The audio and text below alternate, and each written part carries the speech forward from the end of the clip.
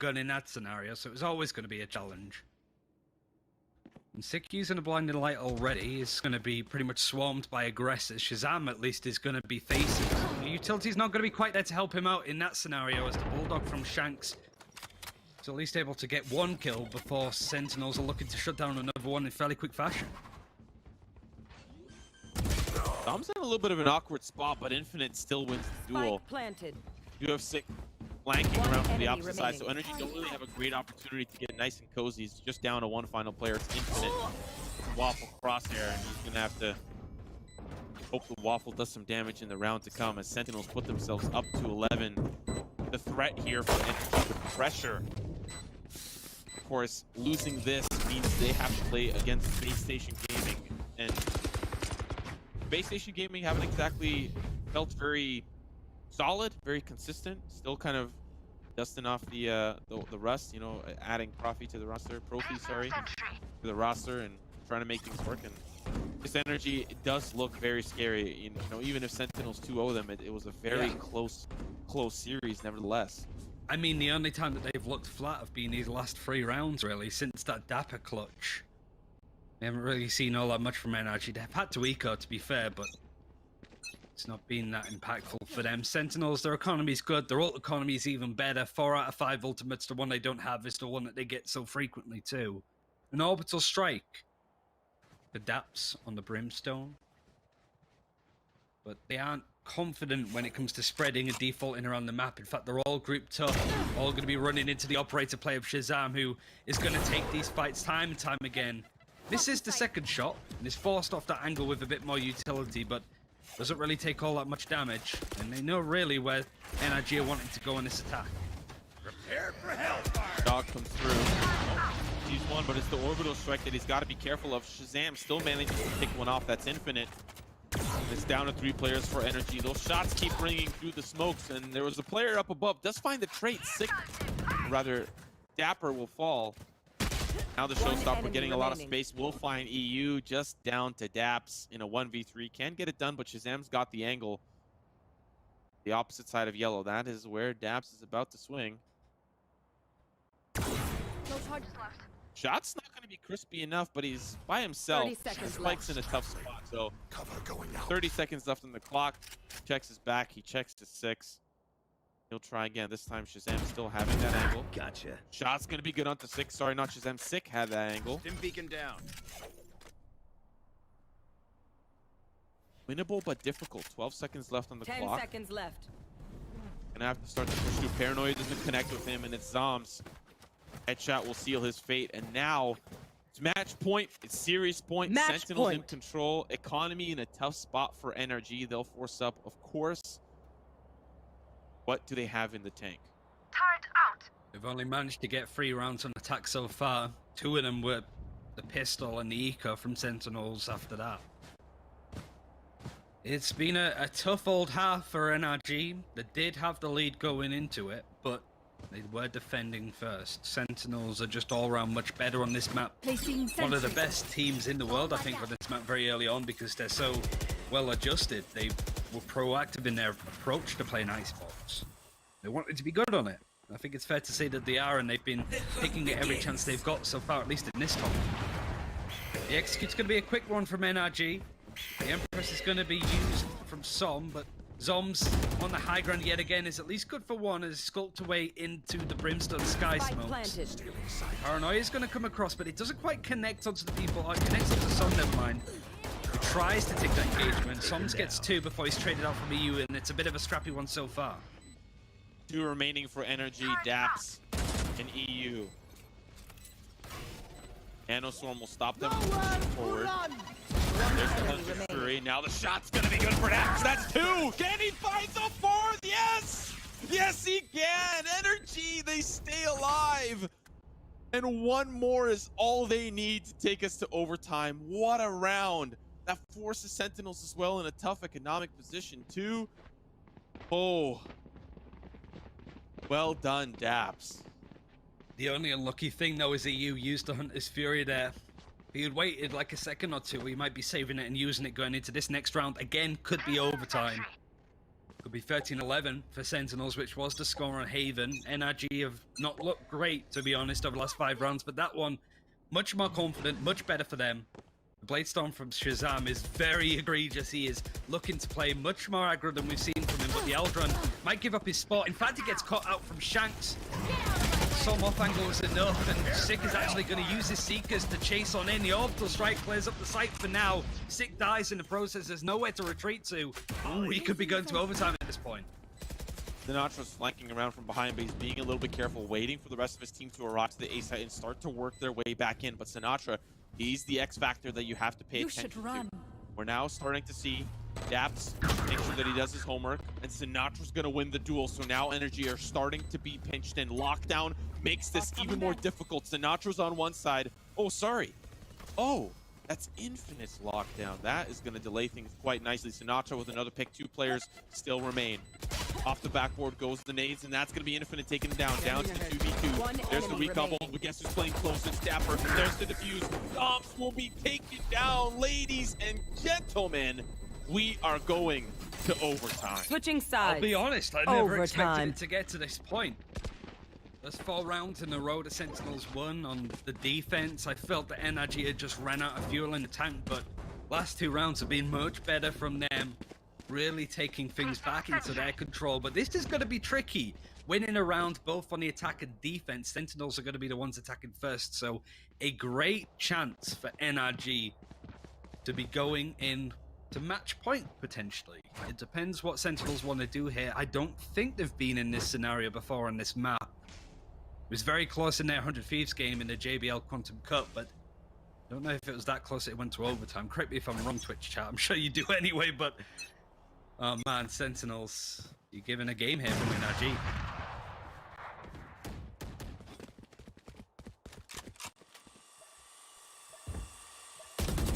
Of course, those unfamiliar overtime teams will go back and forth, swapping sides. Both have 5,000 credits to work with. Ultimates at the halfway point. Looking at this early engagement, Sinatra. Shots are going to fall flat. Infinite will win that one. 5v4 to start. Sentinels now looking towards this B site hit. Turrets destroyed. Swarm grenade out. Infinite wants to see what he can find in mid. Dapper is around there, but he was considering going up the tube to get into the kitchen.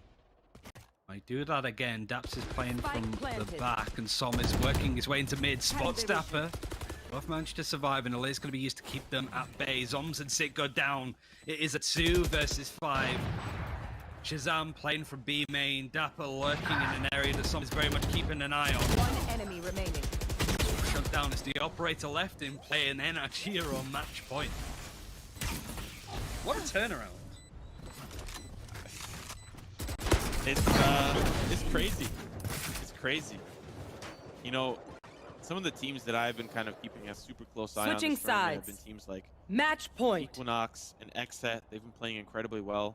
Now NRG has really just climbed up into that spot as well. An impressive team to watch, and considering Shanks has been kind of a relatively newer addition to this roster, he's been performing quite well. Maybe not this map, but he's really maybe even making the team feel comfortable. The whole team feels very cohesive. Now they're sitting at match point on the Sentinels map pick, potentially taking us to split.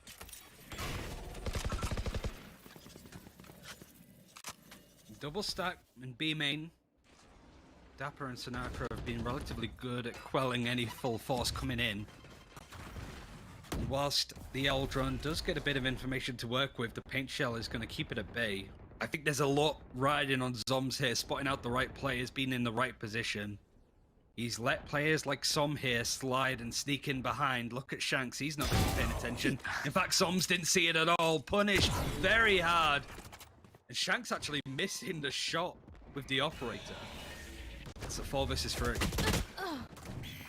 Sam missing the shot, and he will actually be punished for it. Sam will take him down 2v4.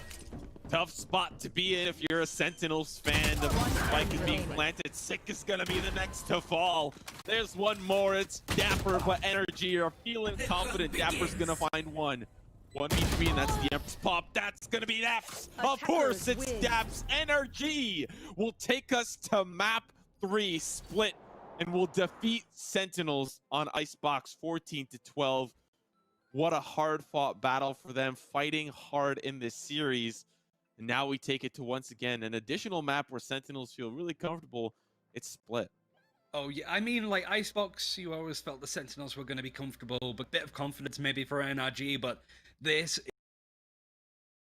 is where Sentinels' bread is buttered. They're 7-1 on this map, and they have like a 60% win rate on both the attacking side and the defending. For NRG, they've won 4, lost 5. Not as good for them, but they are taking one of the better teams in North America to the test. Split is going to be interesting whichever way you look at it, but even if NRG lose the series, you'll be feeling pretty happy with how far they've taken Sentinels here. NRG have already shocked a lot of us in their performances over the past 2 maps, and now it boils down to just one. Will NRG best Sentinels and send them down to the losers bracket against Space Station Gaming, or will Sentinels find revenge? You don't want to miss it right after this.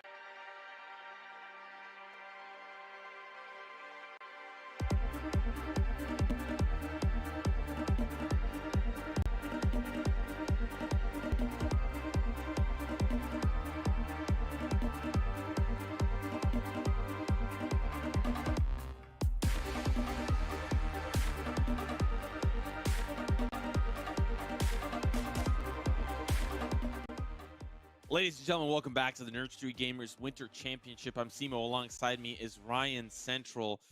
And we are in map 3 of Sentinels up against NRG. NRG really shocked us, taking down Icebox in overtime 14-12 after losing to Sentinels on Haven 13-11. And now we're on Split, the home turf for Sentinels, as you highlighted, where they really got their name and felt super comfortable on a map that they could call their own. NRG have the tall task of taking them down. You can see exactly who banned and picked what with the image on the screen. And Sentinels, a key thing to note here is that they will be defending first. They have a 63% win percentage on the defending side, but NRG 40%. Pretty poor, and they've played between 8 and 9 games each. So this is going to be a really difficult half coming up from NRG. To be fair, when you're looking at the stats of a team like NRG, you've got to bear in mind that they have changed their roster in that kind of time. You're going back 2 months, you're looking at First Strike, where very different players played, and those that stayed probably played different roles within the team. This is the best NRG that I think we've seen so far, and I'm very happy and confident for this team, certainly going into VCT. If they go out today, I think they can do it with their heads held high, because they have given a real game to Sentinels. Well, they're also not out. I mean, we get to see, if they do end up losing, we get to see them against Space Station Gaming, who NRG tend to really feel like they are, I guess, a little bit more prepared, a little bit better. I think for Space Station Gaming, they've been just trying to find their mojo again. I know them to be a very strong team, but regardless, whoever loses this, they're gonna have to go up against Space Station. But for NRG, I think moving into this one, we know that this is a map Sentinels are super comfortable on.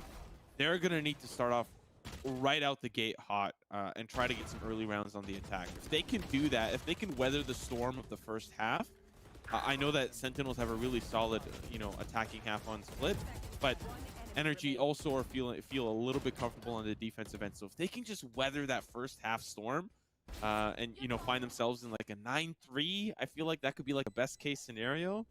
Then they might actually be able to bounce back in the second half. But it does boil down, I think, to how this first half goes. The negative side for NRG, though, is that EU has been playing Sova every single map that we've seen him play in this tournament.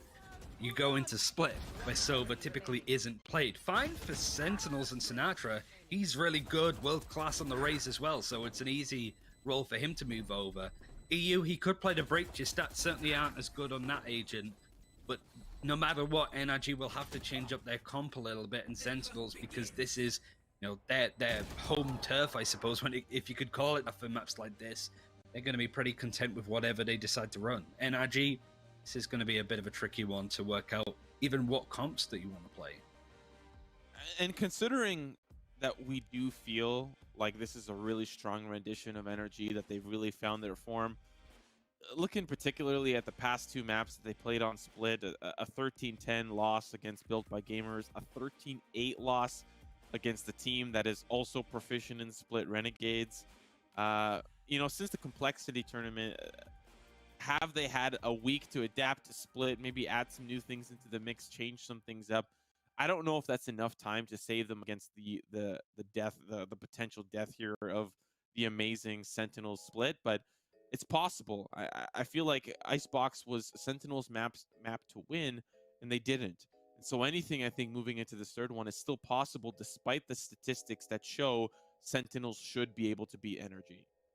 I mean, the good thing, I suppose, if you're NRG, is that a recent result you had was going to overtime against TSM in the UMG closed qualifiers for First Strike. That's not a bad showing. So they said that TSM is... Okay, we could get into a big argument there, whether it's TSM are on the same level of Sentinels. They're close-ish, but you get my point. NRG, even with a squad that has been upgraded and improved on, in my opinion at least, would be able to take the game, but it all does rely on these picks. EU, I think at this point, would be picking up the Breach, but I'm interested to see Sick, considering he has been playing a lot of Breach in the past. Still sticking by the Sky. We saw how many ultimates he had for sure, but was the impact beyond that worth it?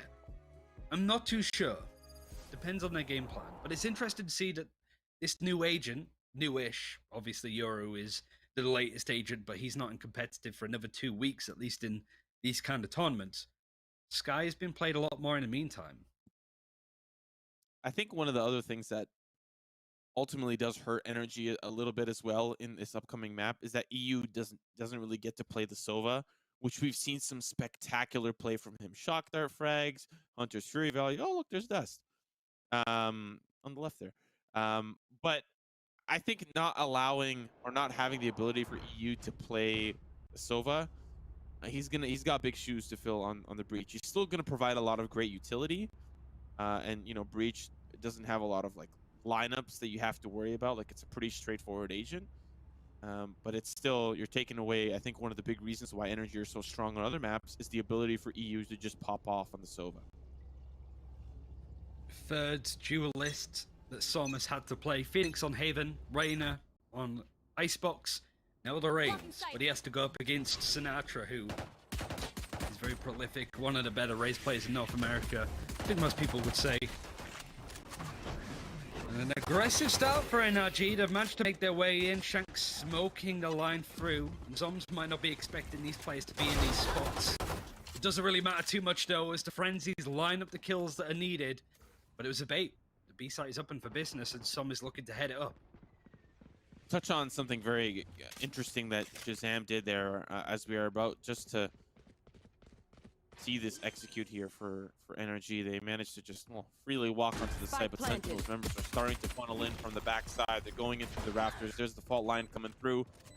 Going to connect onto a few, but still, as the spike ticks, it's a lot of Sentinels members that can overwhelm NRG here. Tom up above, going to try to spray through, finds Sinatra, but has to reload the clip as he drops down. It's all up to EU with 29 HP. Easy for Shazam to pick that one up. And one of the things that Shazam did that was quite interesting was he smoked off on the A site. He smoked off that corner just as the attack funnel in. There's like that right corner. He smoked it off in anticipation a flash was going to come in from that side, but it came in from the opposite side, and I found that to be super interesting. It's kind of a difficult call to make, but I guess good reads on both sides. Shazam was trying to anticipate the flash, and EU ended up not even flashing from that angle. It's one of those adjustments that people have evolved to over time. And Sentinels at least start off with a good read. They were happy to like that spike be planted over on the B site after a pretty costly bait coming in. Not only with some of the kills that came down onto NRG, but the utility that was used to break onto that site. Now the default is much more spread across the map. The spike is over on A lobby, more so in the sewers. You've got Som and Shanks just seeing if anybody pushes down mid, but Sentinels know that they have the economy in their favor. They know that NRG aren't looking to force up. They haven't done so at any point in this series. They're just going to sort of wait. Even 6 blinding a guiding light doesn't get any information over on B, so he's looking to rotate across.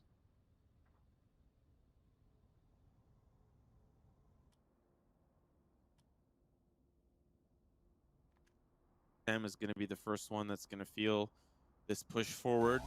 Here comes the flash. He'll tailwind out to safety, and he's going to at least survive this push forward for the time being.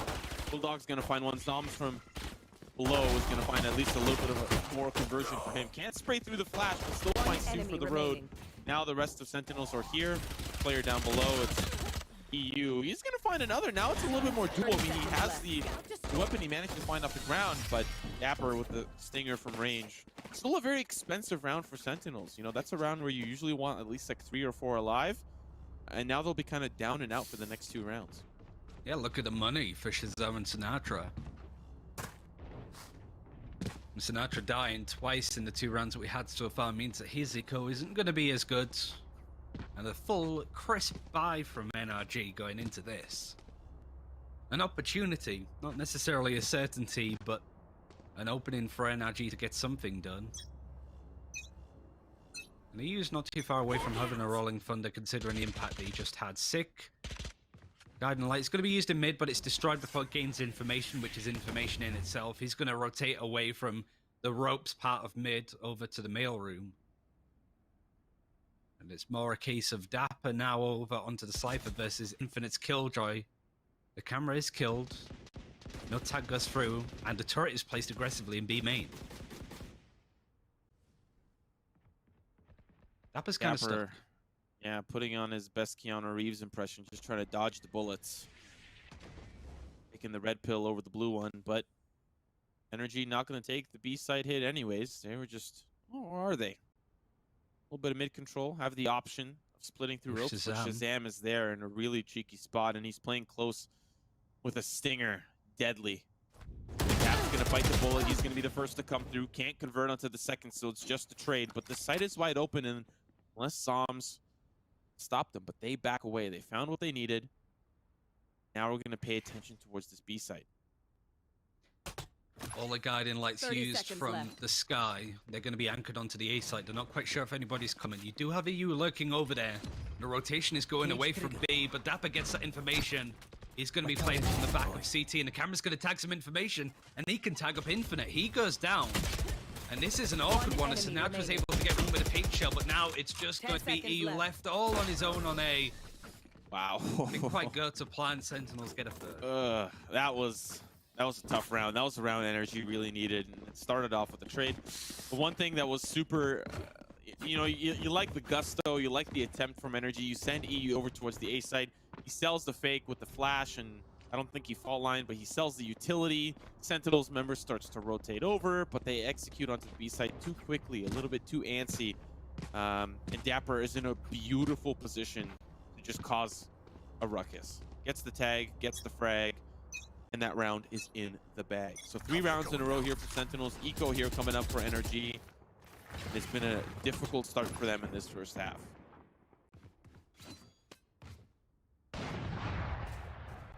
Shazam having the operator. The stonks go well up when it comes to Sentinels when he has that sniper rifle in hand. He gets the first blood. And now it's just a case of working the map, watching for any feints, because NRG at least have been doing that, trying to get Sentinels to double guess themselves, but Sick played from within the smoke. Is actually going to get caught out by Daps' Sheriff. Sinatra's going to try and trade, but he gets taken down in the process too. NRG with another 50 gets some damage done. Shazam with the Blade Storm, unfortunately trying to look for the execute on the site. It's Shanks playing close up in the mailroom. Now it's just down to Dapper and Psalms. Player standing. Player down below. Dapper once again focusing on the site itself, not on the action. Could be around. Shot's going to be good for Zoms now in the 1v2. Orbital Strike is available if they want to cook up the heaven side. May just rely on Shanks here with the angle up into heaven. He's going to give it up. Reposition. Blinding. Paranoia for Zoms. He's going to have the at least temporary safety of dropping down. Takes the damage. That's brutal. Here's the gun pull, but guess who's waiting on the opposite side? It's Shanks. They'll take that. NRG will take those. They absolutely do. Great stuff there from NRG. And I think they have been evolving through the tournament. I got the chance to cast the Open Qualifiers for the UMG First Strike stuff, and even then you got Cola on that team, Effie's, and as the tournament went on, those players adapted and got better, and I think a sign of a solid team is being able to win 50 rounds such as that. Maybe a bit overzealous from Sentinels, but a hubris trying to take fights from through smokes, for example, assuming that you'd win them. Gonna bit them on the backside a little bit, but there's still a long way to go across this series. Sentinels still have the lead and economy, so it's not too much of a strain from them, but NRG get their first round on the board. And I think, much like I spoke, NRG on Haven 13-11, so a closer game than maybe most would have expected, Haven but that is now also be going into map 2. I believe the map 2 over there is going to be Icebox. Because, you know, As we now shift good our focus back over here to Dig versus Sentinels Ambox. can be, Ambox, of already course, we've seen winning. Icebox in pretty dominant these fashion, rounds particularly go their a little defensive side in the second close half. for comfort. And now we are... But NRG Off your feet. lots of membership towards me, and red carpets rolled out, and the orbital strike. I like how that was used in tandem to just guarantee no one is on the site. Shanks now with the Blaze Storm, just trying to clear out the backside. Now has the op in hand. Yep, good luck how that was out from heaven. There's going to be the first one as Sinatra goes up, but the showstopper's a little bit too short. Spike's going down. That man manages to get in there, but now Psalms has action that he wants to throw his way. He's going to find one. Sinatra does get traded with EU. So well done by NRG. Now the swing. Psalms going to find another. It's Daps. This round has been played masterfully by NRG. It's all down to 6. Backstab onto Daps. It's the 1v3. Doc comes through. Difficult swing for him to make, but wow, what a beautiful round for NRG. They really got themselves in it. Sentinels, what's their economy like? They have to save. You can have a little bit of a half buy at least for Sinatra. She'll stop actually not connecting onto much, and NRG punished that. A nice play from them, but look how much it cost when it comes to the ultimates that they had that they used up. They have nothing really coming online soon other than Infinite's lockdown. B-play clearly on the cards, but do they expect Sentinels to be buying up to Stingers, Buckies? Do they even need to use the ultimate considering they are going into a lesser buy?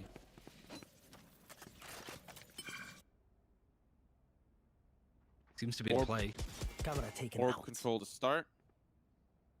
Infinite trying to bait out some shots. Shanks had the angle with the op. Now they'll just run it back to the spread across the map. Som holding down the angle on the opposite side of the map towards the A site.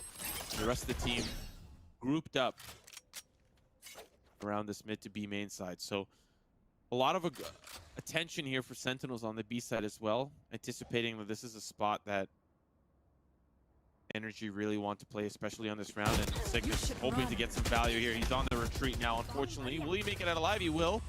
Pigeon's available. There's the Molotov as well to boot, but the lockdown is you try to push Sentinels members out, but they're still on the site. They'll still be able to hang out here, survive a fault line. This is a little bit of troublesome.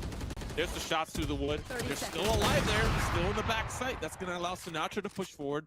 Gets the paint shell frag. It's traded by the op there from Shank. Down to the 3v4. Players on site. Shazam just trying to get back onto the site from the opposite side. Spike planted. Spike down, 2v4. Likely going to be the round here for NRG. Costly when you look at the lockdown being used. Shank's at least able to find a couple with the operator. Can't add to it yet with that shot whiffed onto Zoms. Still wanted to face on the angle, and I would imagine that he's potentially picked up a better gun from the spot that he stood in. Shazam, shot it doesn't quite connect. Never mind. Zoms just having the ghost enables Shanks to get his third. Much better from him. I think him having a good game is the difference maker for NRG. We only saw him play the Jet on Icebox so far in this tournament, but he had like a 90 ADR. His KD was 0.8, which is fine, but you compare that to stuff like EU, who's got double that. It's a tricky affair, but he's 7-3, much better from him. Having the operator, making it work on the attacking side of split is not easy to do, but Shazam's about to meet him with the operator of his own, 3-all. It just seems like even if Shanks doesn't have a great game, you've got a great player in Som to just bounce back, right? Like they're pretty close in first kills per round. They're pretty close in kills per round in general. They're pretty even close in average combat score too. Like these are just two players that if one sucks, well, the other one's gonna pick it up, right? And then if the other bounces back, as the mojo is feeling themselves, sure, no problem. That is so good to have, and most teams do. But it's good that we're seeing NRG be able to play off each other that way. Definitely. It's not all about kills. It's just a lot more pressure on him when he's playing that operator role. And speaking of Som, he goes down in the process. Regrowth is going to be used from Sick just to heal up Zoms. Now the Trailblazer is going to be leapt onto. I don't think he gets the information that Shanks is playing from that spot. But he still has a dash if he needs to escape by any stretch.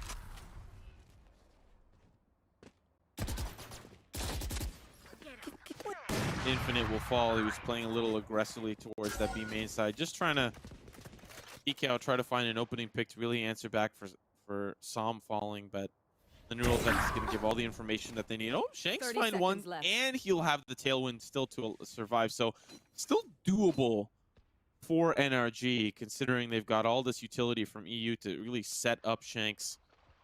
Now pushing forward towards this B side. Sinatra's playing an off angle. That's unfortunate for EU. He's going to fall. Now waiting for the rest of them to come through. He's going to have to survive. And there goes Shanks. Goes up close and personal. Now it's down to the 1v2, but he doesn't really have a lot of time. Or does he? Spike going down. Shazam thought it was default, but it's not. He drops down. Shanks could still do this. Tailwind will get him to safety, but now it's the 1v2. See the player up above. Now the swing. Double swing. Sick and Shazam. It will clean that one up.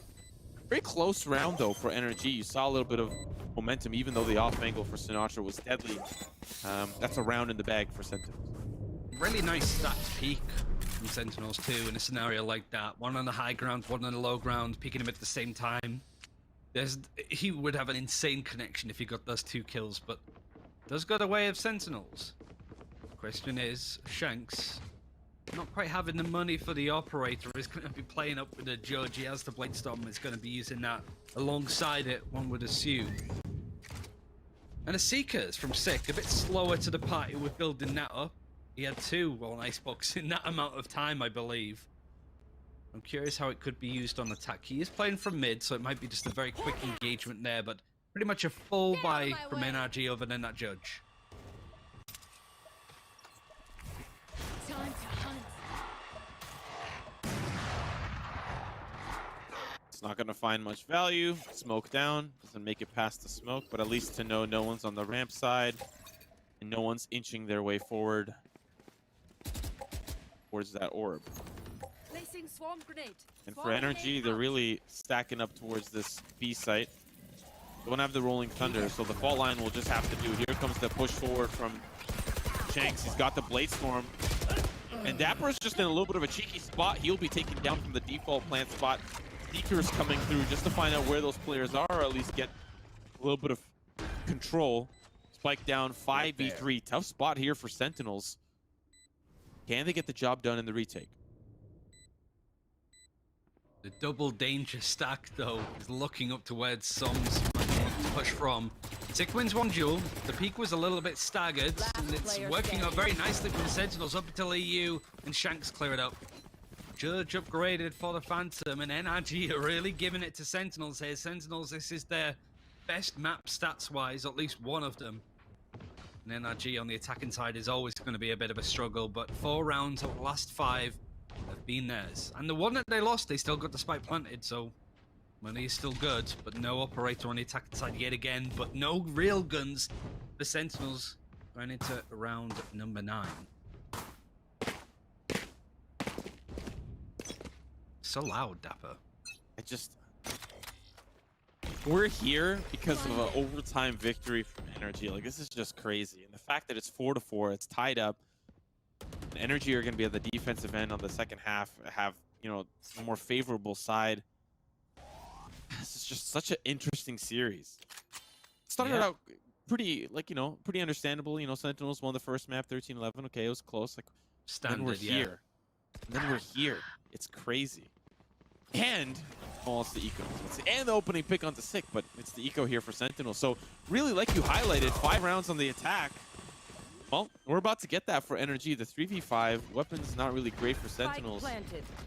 This is a huge opportunity to get exactly what you highlighted NRG needed for the first half. I mean, you got to bear in mind before we start believing, Sentinels' stats on their attack are very, very strong. This is an eco. Would mean that NRG are able to take the lead. Even a key kill from Sinatra means that whilst NRG have won 4 rounds out of 5, now 5 rounds out of 6, they aren't stacked up on money.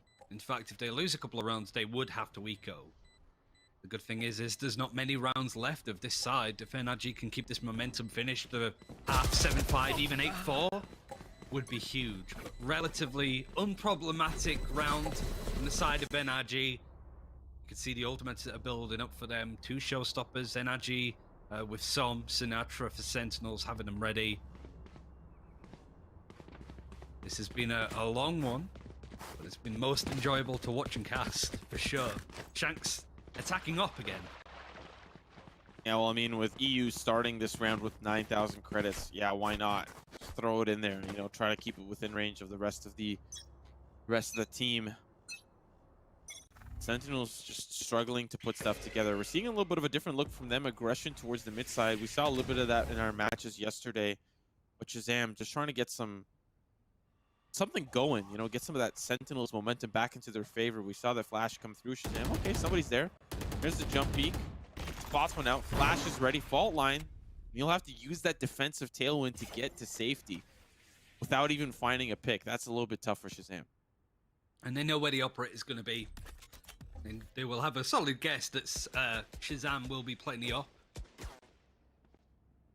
He's been using it more than anybody else in the tournament so far. And he hold the stock to it, but the orbital strike is going to be used on Heaven. Snap's not playing there though. Peeks out wide, but can't get much. But look at that! Last player standing. Is that the boom bot that got the 2K? Som has it all to do now. Sinatra from the depth is able to get two utility, whichever way you look at it, but it's a 1 versus 1. Dapper knows where he is. He tries to climb the rope at the worst opportunity. And I'm gonna need to see it on again. Yeah. If we get a little bit of replay action, that would be Whenever. nice. No rush, of course, but I think you're right. I think it was the boom bot, and I don't think I've ever seen a boom bot 2K. Shell. It wasn't the blast pack.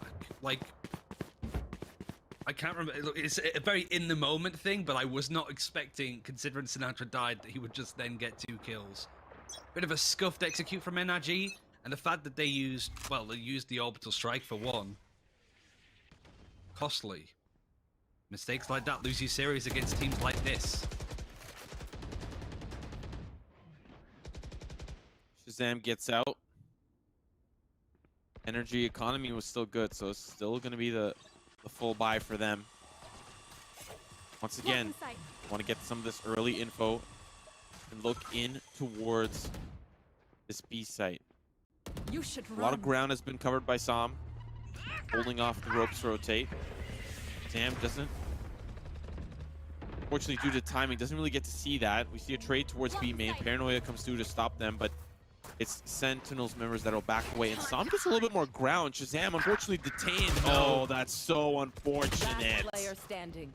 Oh, and it's just decimation for NRG. They'll find everything and more. EU finding it all, and now it's all down to Dapper in a 1v4. Spike planted. Especially if he goes up the stairs, EU's waiting for him. He goes the opposite way, Shanks is waiting for him.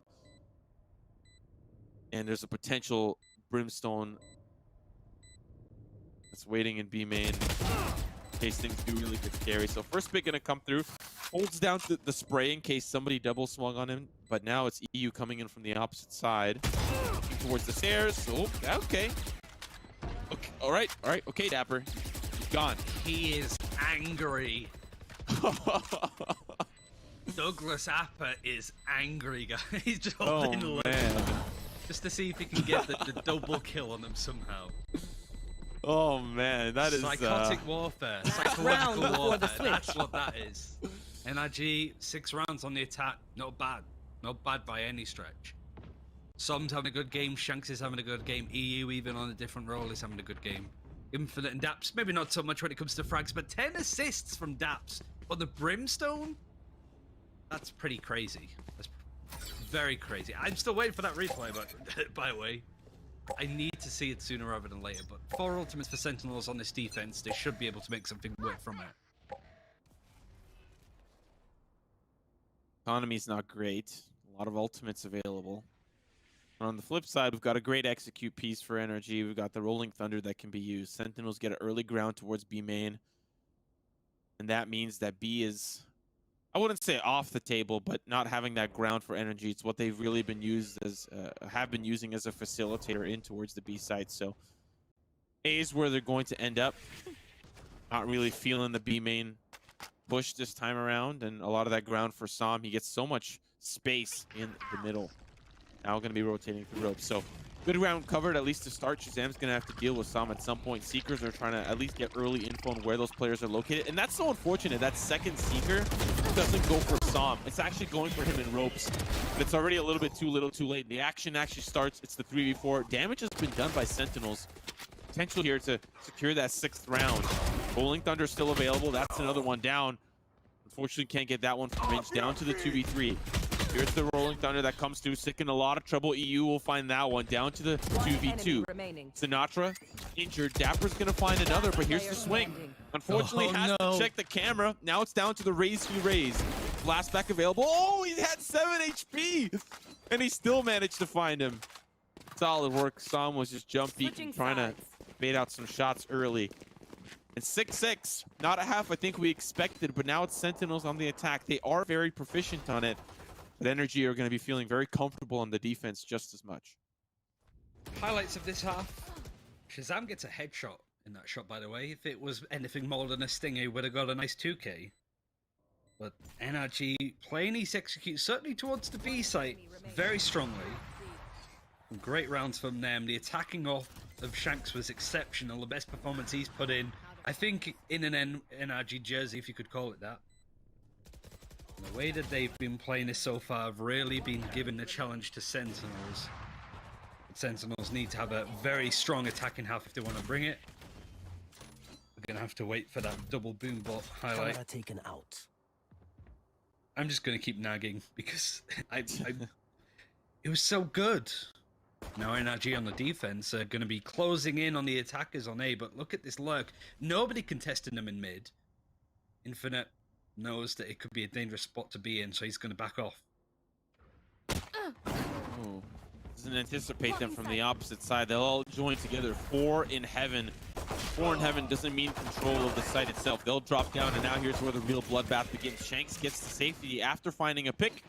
And that's about as much as you're going to be able to get. Now it's going to be the team retake in a 4v5 spike down. Sentinels going to have to get into a little bit of a better position, anticipating where this energy force is going to start to come through. They're coming in from the heaven side.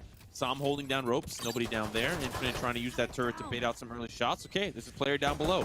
The rest of the team going to go down the ramp. We're going to see Dapper. He's trying to play close. He's not going to survive for much longer. EU's leading the charge as the body bag, but that's the trade that comes in. Sam now trying to play close underneath the flower pot, down to the 1v2. Zoms looking for safety, for shelter behind the elbow, but he's in a 1v2, and he can't clutch things out. And yes, you heard it, folks. That's NRG winning the pistol and finding the lead. A good start for them, even if Sentinels' attacking half was not going to be as perfect as we might be making it sound like it could be. The pistol was an important one to win. And it was a really good retake coming in from NRG. They took control over Heaven. They pushed their way down ramp. They cut off all of these supply lines and crossfires that Sentinels were trying to set up one by one. Turret out. And they're going to be buying up on the side of NRG. The Sentinels not buying up at all. They're going to have to give this one up pretty much, but defaulting across the map.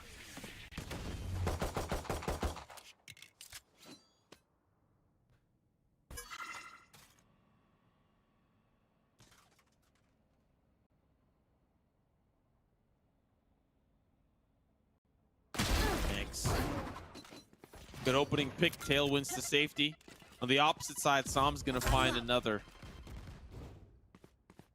Statistically already this round is starting to go to the favor of NRG, but speak too soon and you cast or curse it all. Shazam now trying to play close. EU doesn't expect a close Shazam, but still will deal with him anyway. Dapper trying to play behind the box.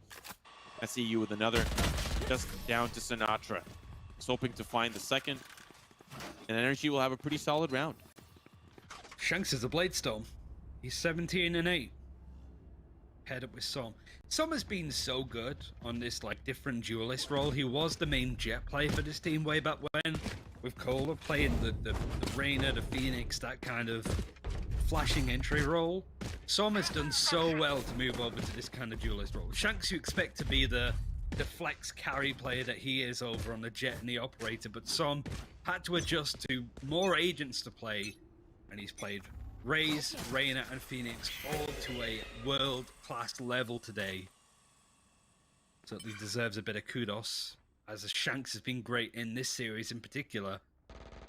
But we started talking about EU, this guy, been playing Silver up until this game so far, but on the breach he's still great. Sentinels have a worthy contender in this game for sure, but first full buy is coming up. EU in a tough spot, unfortunately flashes the outside, not the inside. He's just trying to set up the rest of the team to retake this B side. Dap's gonna find one. It's good answer back for EU falling. Like you highlighted, some gonna smoke things off, make things a little bit easier for the retake. Dapper is gonna be cut off from the rest of his team, and he's gonna try to maybe wrap around, maybe just hold off. Molotov's gonna make things a little bit worse. So now this retake is gonna really be in favor of NRG. They find another one, they find another. It's up to Sinatra. He does hold down the line, but he does fall to Infinite, just down to Dapper. 1v2. Turtle, spot him out. Here comes the ropes play. And guess what? Looking in the wrong direction. And NRG they will find the third round conversion, a round that is difficult to convert on most maps. And now Sentinel's in a very tough spot. Key plays, saw him holding in B main in that lurking position, was patient enough to not take an engagement, and even when he does get spotted by Shazam over on the B site, just stalls, make sure that he's always a constant threat. Nice play from Heaven, even Infinite's turret to make sure that the Dapper Lurk doesn't get or bear too much fruit. It's a game right now for NRG and they're winning. Sentinels are not going to have much money going into this. The Blade Storm is forced out from Shazam.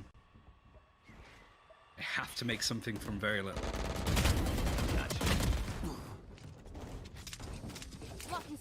Quick trade, Sentinels trying to break through open onto the A side of regrowth to top everybody up. They're just trying to brute force their way through. Here comes the dog. It comes through. Sees two players in towards the defender spawn. So they're at least holding them off for now, but they still have to worry about Infinite, who's on the site. Kind of funneling through screens, which feels a little awkward, but taking out Infinite actually makes things a lot easier. He was going to be the problem for them to push back in, but this drifty round, this eco round for Sentinels is really starting to cook up. They're really starting to develop. It is still doable for NRG. It's just going to be difficult. It's how they take this space. If you're Shazam here, I think you're patient. You wait. You wait 5 or 10 seconds. Assume that NRG have cleared it. They're going to be taking place from Heaven. Now you start to sneak in, and he does that. Really well played from him. And you've always got to give credit to Sentinels this 50 rounds. That's another one added to board. It was much more difficult for NRG to retake all of that space, especially if Shazam is just hiding within it.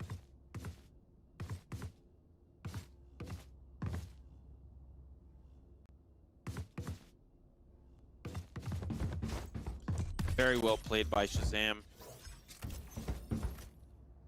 Now we're 7-9. Sentinels pick up their first round. The attacking half have a gun round for themselves and NRG. Unfortunately, the economy's been broken.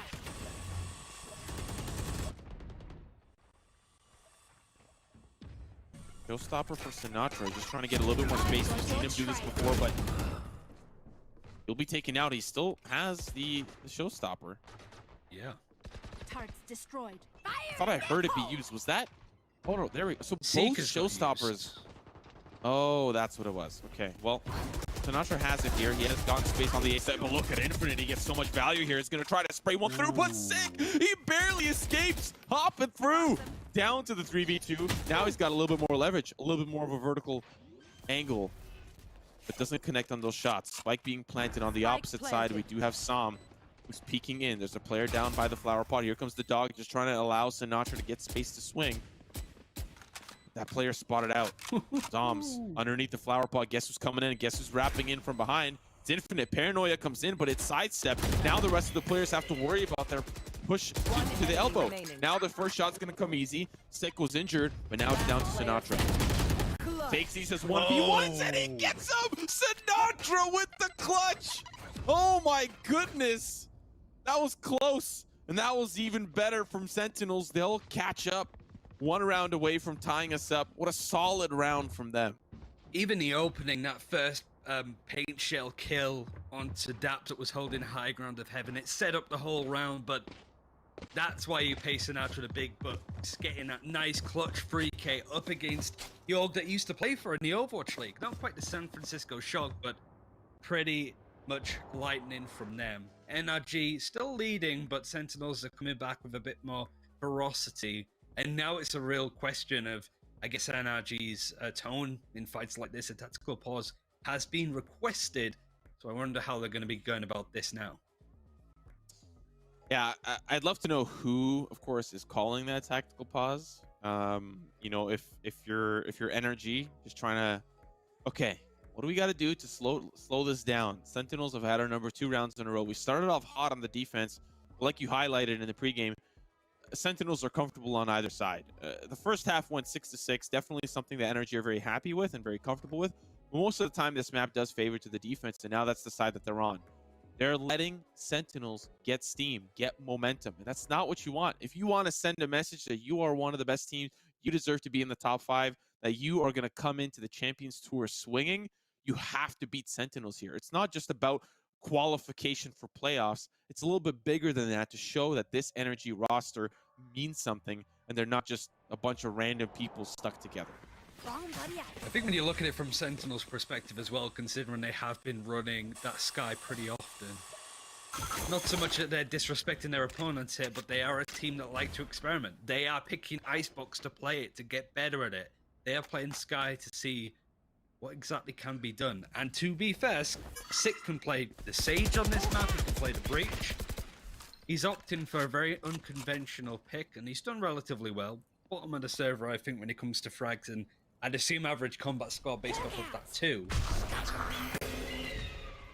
But now From the Shadows is going to be used to connect onto this B execute, but there are 4 players from NRG all stacked up waiting for this. It's just a shame that they have pistols, but they're making it work actually. The Stinger from EU.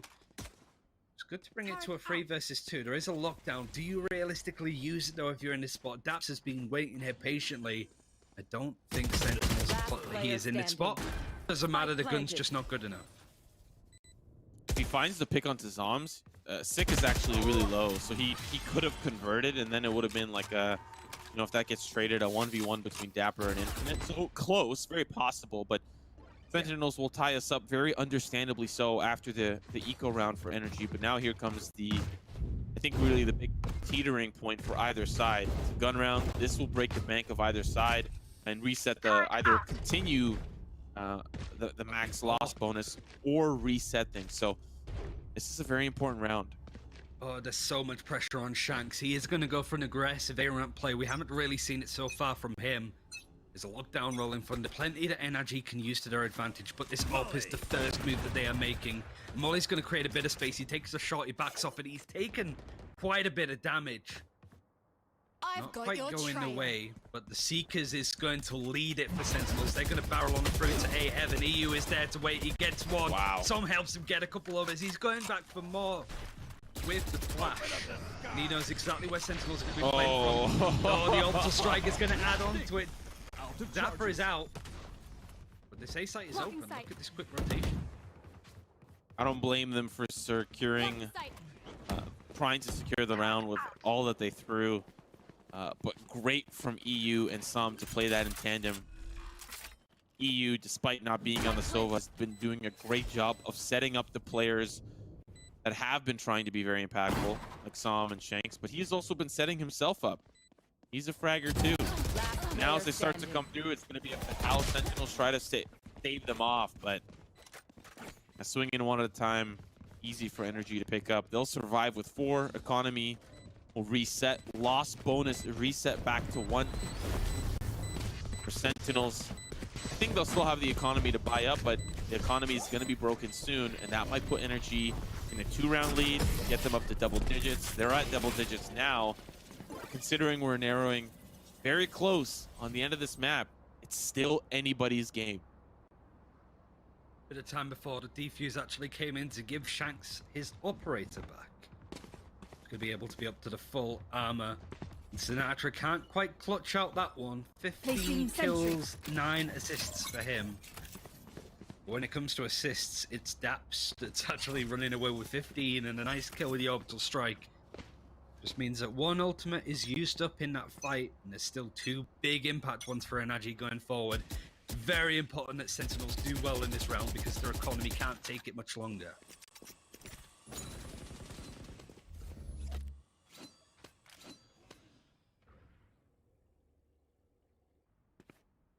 Sentinels starting out slow and steady, early intel.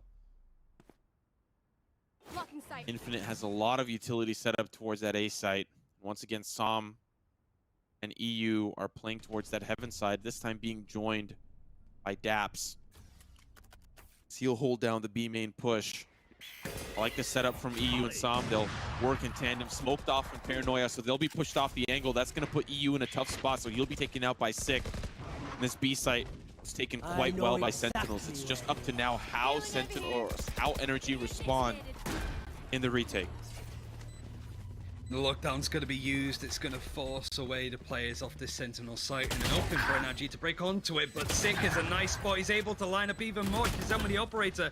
Aggressive. The placement of the lockdown doesn't provide much for NRG to maneuver onto the site with. But Shanks with the operator in a 1 versus 2. Dapper's on the flank yet again. Sinatra facing him on the site. He does double take it, but he does dash out in front of Dapper, who's on the rafters. Shanks, interested in that he paused for a second, almost like a double take, as he's just staring at Sinatra down the barrel of his operator. And it was key for Sentinels to win that, and that was all off the back of sick, aggressive stuff through B main. They punish EU, and it forces Daps off that angle. Daps could not hold, and that misplay to an extent gets it EU killed. And if you have a rolling thunder in that fight, well, it might have gone very differently. My eyes on the cage triggered. Execute was solid, lockdown was solid. Shanks, unfortunately, couldn't take out Dabber fast enough. And once again, we're reset back to the tied up match. Bladestorm, not good enough for Shanks. Dapper will take that one. He is a little injured. Okay, Sinatra's down, Infinite with another. Things are looking a little good. Shazam's injured, but he traced out Daps. You just trying to hold the angle. That's going to be another regrowth. That's not good enough. NRG will hold the line from Ropes. After a tough loss last round, they will bounce back and stop the Ropes shenanigans that Sentinels have been trying to play for this first, or rather the second half. And this economy, it's going back and forth. The loss bonus continuously reset. It's hurting both teams. Yeah. Oh, this is like, if NRG can win this round and go match point, look at the money for Sentinels. It is gone at this point.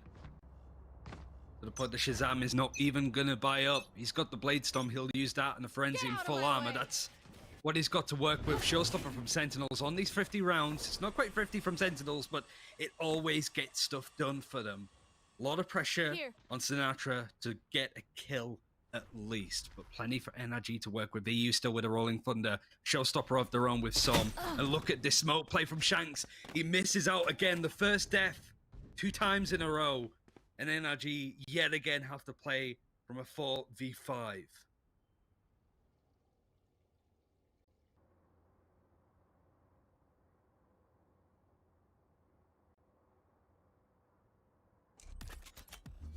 Sentinels preparing this A hit. Smokes are down for Daps, at least for the time being, but they don't have a lot of information towards the heaven side. Molotov's going to be going down here as well. Look at all of that utility that they have. Seeker's going to come through. Not quite sure how many players are here, but at least 2. One towards the heaven side, and Zoms is going to be playing the Ropes. Playing contact now, letting players rotate off. So a lot of that information off of Seekers convinces Sentinels to hit the B set, and they're going to go fast. 30 seconds left. No one's here. They know it, or at least sense it, or feel it, or based off the utility, based off the information, feel comfortable walking in. Spike now going down, and NRG are forced to play retake, and that does not help. EU falling means that this is likely going to be around for Sentinels, but still 4v3, it's doable. It's possible for either side. Some having a showstopper was considering using it, now is fully dedicated but needs to clear these angles. Shazam is gonna meet him with the Bladestorm. The operative actually misses the showstopper, but Infinite brings it to a 1 versus 1. He clears our Soms. That's match point, and there's so little for Sentinels to use going into this next round. Great play from the Killjoy. With EU falling, I thought for certain Sentinels were in control. They had the post plant. They were like, okay, we're gonna waltz into the B site for free. Infinite. Match point. Man, sending some love taps over to the Sentinels crew. Match point. Sentinels need 2 to take us to OT. Sinatra with the showstopper. Zoms from the shadows. And on the opposite side, we got a lockdown, red carpet, and an orbital strike with orb control for Daps. What a series this has been. NRG could get it here. They could go to overtime, but no matter what, this has been a great showing from a very new roster. Their biggest test, to say the least, so far. Sentinels have been very good at making something from nothing. This would be another one of those instances. Sinatra still holding on to the showstopper.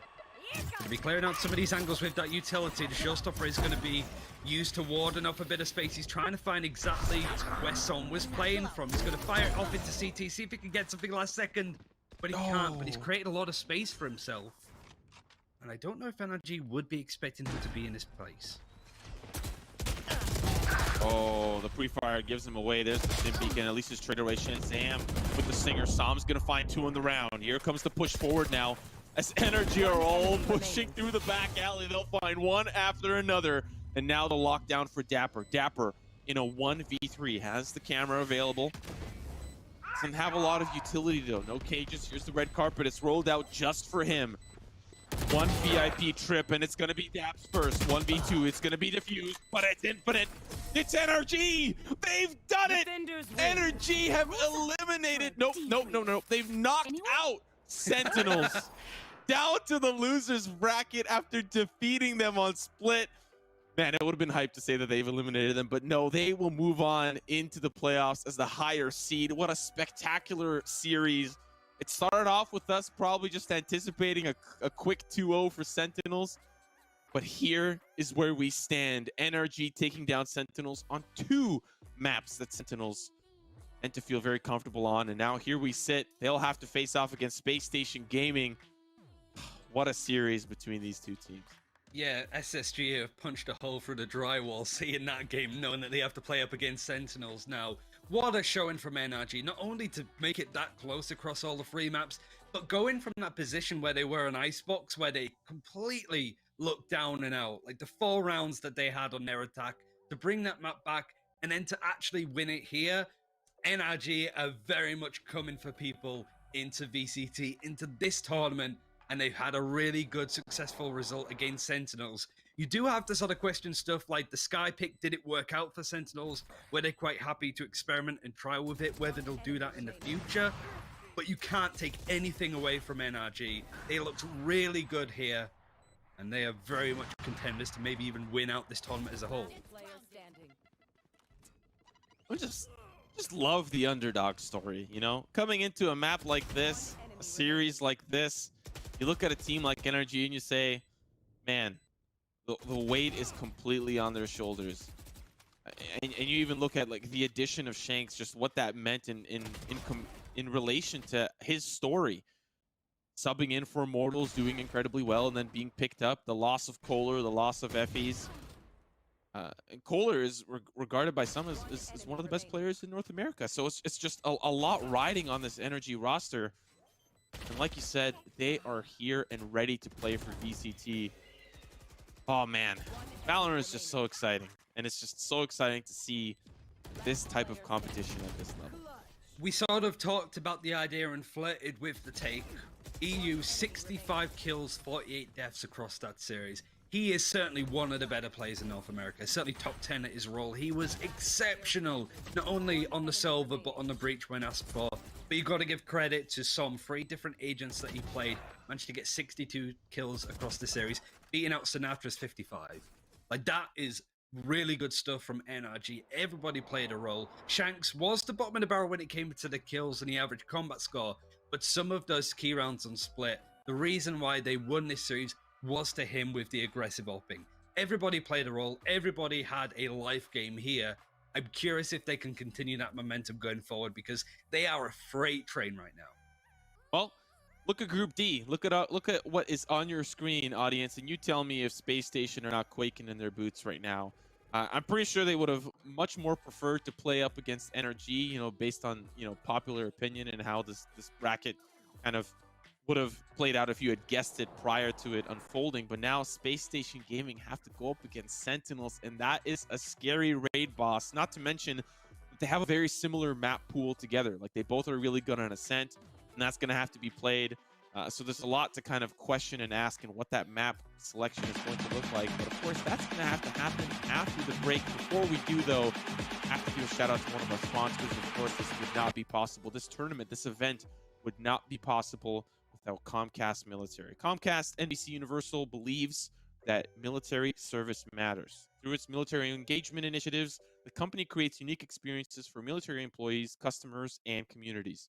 In 2020, it was named the #1 veteran employer and ranked as a top 10 military-friendly company. Doesn't get better than that. So with that, ladies and gentlemen, we're going to throw things to a quick little break. And when we return, Sentinels, Space Station Gaming, loser walks away. don't want to miss it.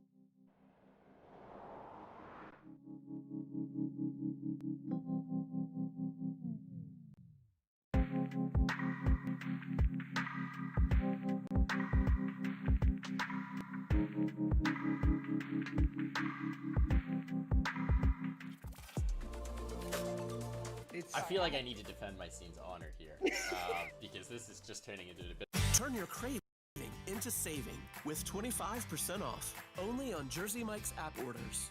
Just use the code Mikes25. Get the app, get the deal. January 14th through 17th. Jersey Mike's. Be a sub above. Introducing our latest Wi-Fi breakthrough, speeds faster than a gig. That means gig Wi-Fi for gaming, video chatting, and sharing your killer moves, all at the same time. Introducing Wi-Fi speeds over a gig, new from Xfinity. Do you know why you're here? No. No, Captain. No, Captain. We remove advanced weapons from beyond the wire. I don't have any specialist training as a field agent. I'm special enough for both of us.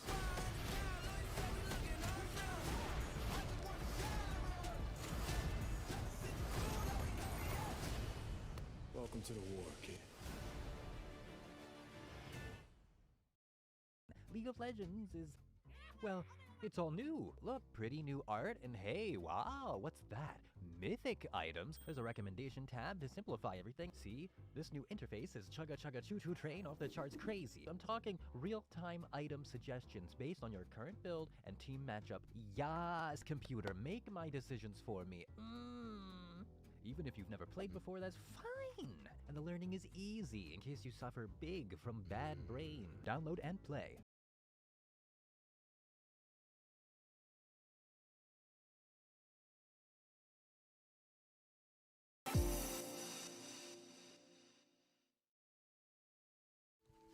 It's kind of like 1 minute you're a sales rep, next minute you're a soldier.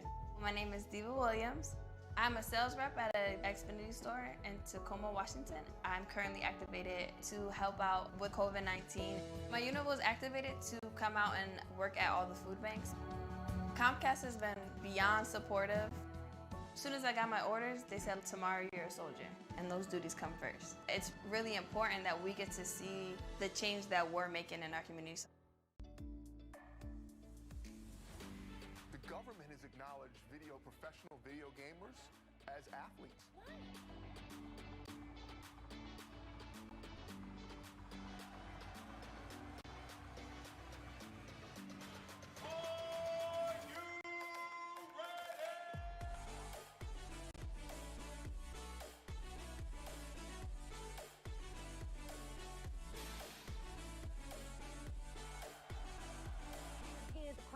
Everyone's cheering the team on, you make friends, these are people you talk to, you play with online. It's all about community, it's being part of something that you're incredibly passionate about.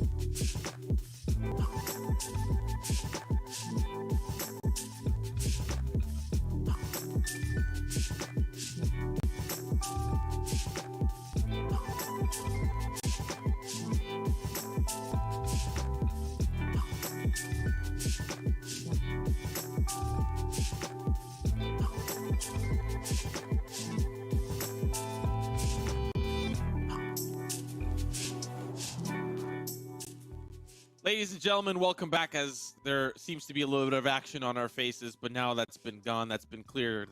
We can now clearly see our faces. Welcome back, ladies and gentlemen. I'm Simo, and alongside me is Ryan Central. It's been a very interesting day, at least to start. A lot of interesting things on both the A and B stream. And Ryan, we just witnessed NRG take down Sentinels in 2-1 fashion. How big of a statement is that for NRG?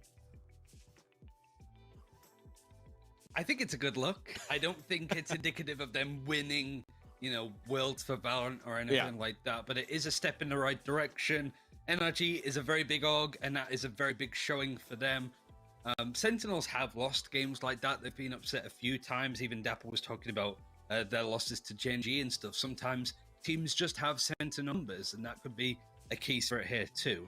Has to be an instant response now from Sentinels to stay within this tournament with a win over Space Station Gaming, which is the game coming up, and the game the Sentinels beat 2-0 to get out of the group, so to speak. Well, if you're just joining us, let's have a look at the group bracket throughout the day, just to give you a little bit of a better inside look as to what we can expect throughout the day today. So, for this particular group, of course, we do see Sentinels losing to NRG earlier today. In 2-1 fashion. The group did start off with a 2-0 victory for both Sentinels and NRG against Space Station Gaming and Moon Raccoons, respectively. Space Station did beat Moon Raccoons in the lower bracket, but now have a rematch, which didn't really go that well the first time for Space Station up against Sentinels. And Ascent is a key map. We haven't really seen too much of Sentinels play it recently. In fact, the last time was actually before with the Nerd Street Gamers Open Qualifiers, where they did lose to Gen G. They beat TSM 13-1 in the, I think, JBL group stage, that would have been, yeah. And 100 Thieves, they lost 11-13. So Ascent is not really the best map over the last 60 days. We've seen Sentinels win it 3 times, but also lose it 2. Space Station Gaming, they picked it. They're 11-6. They are much more confident here, but Haven is a bit more of a toss-up, much better for Sentinels, of course, with Space Station Gaming being 8-7, and then we'd finish on Icebox. If you're SSG, you hope it doesn't go that far, because you've only played it twice, and you've lost it twice. One of those losses was against the very team that they're going to be playing now, so it's going to be a tough old time for them if they want to make it competitive, but may I remind you, we said the same thing about NRG. I think the most important thing to note for those of you that are wondering, well, how did the pick and bans go for the first time around? Well, Bind and Split were still banned by both teams respectively. It's just that Space Station picked Icebox the first time for map number 1, but this time opting in to pick Ascent instead. We'll still end up on Icebox if this one's a 3-mapper. Sentinels sticking to their guns, selecting Haven for map number 2. That's not different. The only thing is really map 1 and 3 have swapped. This might give Space Station Gaming an opportunity to play a map that they are more comfortable with and make this a 3-mapper. Defend inside would be first for Sentinels, which It's pretty good. It's just under 60% win rate for them, so they should be at least having a good start up until this point. And really, when you are looking at SSG, they did have a win over Moon Raccoons, which we got to cast. I almost second-guessed myself there, but we did see them play up against Moon Raccoon and have a good showing. Roka is always scary, whether it's a full buy or a thrifty. You know that Roka's going to be pretty tough. And Profi, the recent addition to this roster from Moon Raccoons, has even put in some decent stats himself. Bustio on the Phoenix also been pretty tough when it comes to those kind of things. But I guess from watching Sentinels, I'm curious to see if they will still keep dedicating to the Sky. I don't want it to sound like I'm making excuses for them. I think that NRG deserve to win that series hand down, but SIG did play a lot of Sky, more so than I've seen anybody play within a tournament of this caliber, right? So maybe they're just trying to see what they can get done with it, but the answer so far has been very little. It's going to be the big question here. Eyes are on Space Station Gaming, and I popped into the chat during the break, and the chat's just tearing up Sentinel fans apart, saying, excuses. They're not trying. They're not trying. But listen. I think we're past that point. Okay, it's a new year. It's a new year for Sentinels. It's a new year for all teams. Okay, there's no such thing as excuses anymore. Sentinels just got beat. That's just the way it is. But now it's up to Space Station to prove that their roster move to take out Kaplan and put in Profi was the correct move for them. This is elimination life that they're facing, and this is good practice as well. It's Sentinels that we're talking about. You get to prove that the strategies that you've cooked up, everything you've been working on over the break after First Strike has been successful or has been put to the test. And for Sentinels, you lose here, that's a big statement piece on your record. The one thing I was going to say before is there was a time in Twitch chat during that series where people were spamming NRG equals not really good, so we all know how that ended up. It gives both ways, I suppose, but NRG will be heading towards the playoffs, and we'll know pretty much who they're going to be playing throughout the day. There are some other games going on at the moment, but you obviously want to be checking out Sentinels, how they do against SSG in this game. And SSG had a tough time in their last game against Sentinels. You have to do it all over again and hope for a better result. Just a reminder for those interested in what is happening on the opposite stream, we've got Dignitas up against Built by Gamers. Very unfortunate. Dignitas couldn't play in the third map, and as a result, Andbox just qualify. That was going to go to that third map.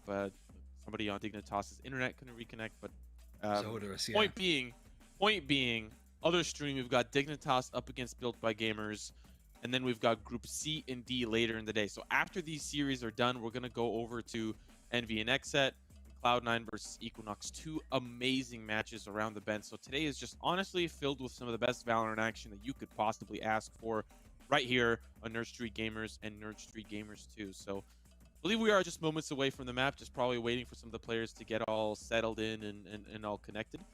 But let's talk a little bit about, while we have some time, some of the agent compositions that we can expect. Like you said, Sky, should that be kind of a big factor here for Sentinels? What are you kind of expecting moving into this Ascent map? It's hard to say because Sentinels aren't the kind of team to really just experiment with stuff out the blue if there wasn't any rhyme or reason to it. I don't think it was a disrespect to be playing Sky in that scenario. I don't think it was them going, oh, we see NRG as cannon fodder. We control and play less than niche agents and hope to do well. I think they were trying their hardest with this and seeing if there was any fruit to be bore by playing Sky. And there were some impacts that they had, certainly getting that information from the guiding lights even, and even the ultimates were so frequent. They didn't necessarily have the impact of a lockdown or a rolling thunder or anything of that caliber, but you saw it a hell of a lot more than any of the other ultimates, even on the side of NRG in some cases. So I still think there's some merit to it, but you're looking at the stats that Sick has had. He's played 70 rounds on his agent. His KD is just below 1, so he's been able to do a lot of work, and his ADR is 124. So it's not completely terrible, but he has a pretty poor amount of assists, 0.17 per round, which when you are playing something like a Solver or a Breach, it's more akin to like getting an assist every 3 rounds. This, it's like getting an assist every 7 to 8 rounds at that point. So that initiating play, the whole role that Sky, Silver, and Breach are a part of, that's where it's lacking a little bit from Sick. I would like to see him back on the breach because he is such a good breach, but also he has been a great Sage in the past, and she's certainly made a bit of a resurrection, excuse the pun, when it comes to her pick rate. It would be cool to see Sentinels leading the charge in North America and following on from what Heretics have done in Europe. Yeah, potentially. I don't think so, but potentially bringing in some form of triple Sentinel composition with Sage, Killjoy, and Cypher. Or even just don't think that's going to happen. Yeah, even just the Phoenix would work as well. On the flip side, I think Space Station aren't really going to be shaking anything up. Roka's still on the Reyna, Boostio still on the Phoenix, and then the rest of the team playing more supportive with Control, Sentinel, and Initiators. So I think we can expect to see something very similar. It was really Roka and Boostio against Moon Raccoons and Insky all working together to do quite well against them. But this is in Moon Raccoons. This is Sentinels that we're talking about, a first strike competitor. Yeah, you know, considering it's not that I don't want to count out Space Station Gaming quite yet. It's just I just see Sentinels as this big Goliath, like this big opposition that is just so difficult to overcome. NRG stepped up to the task and they did so. But now it's Space Station's turn to have their opportunity to get into the ringer with Sentinels.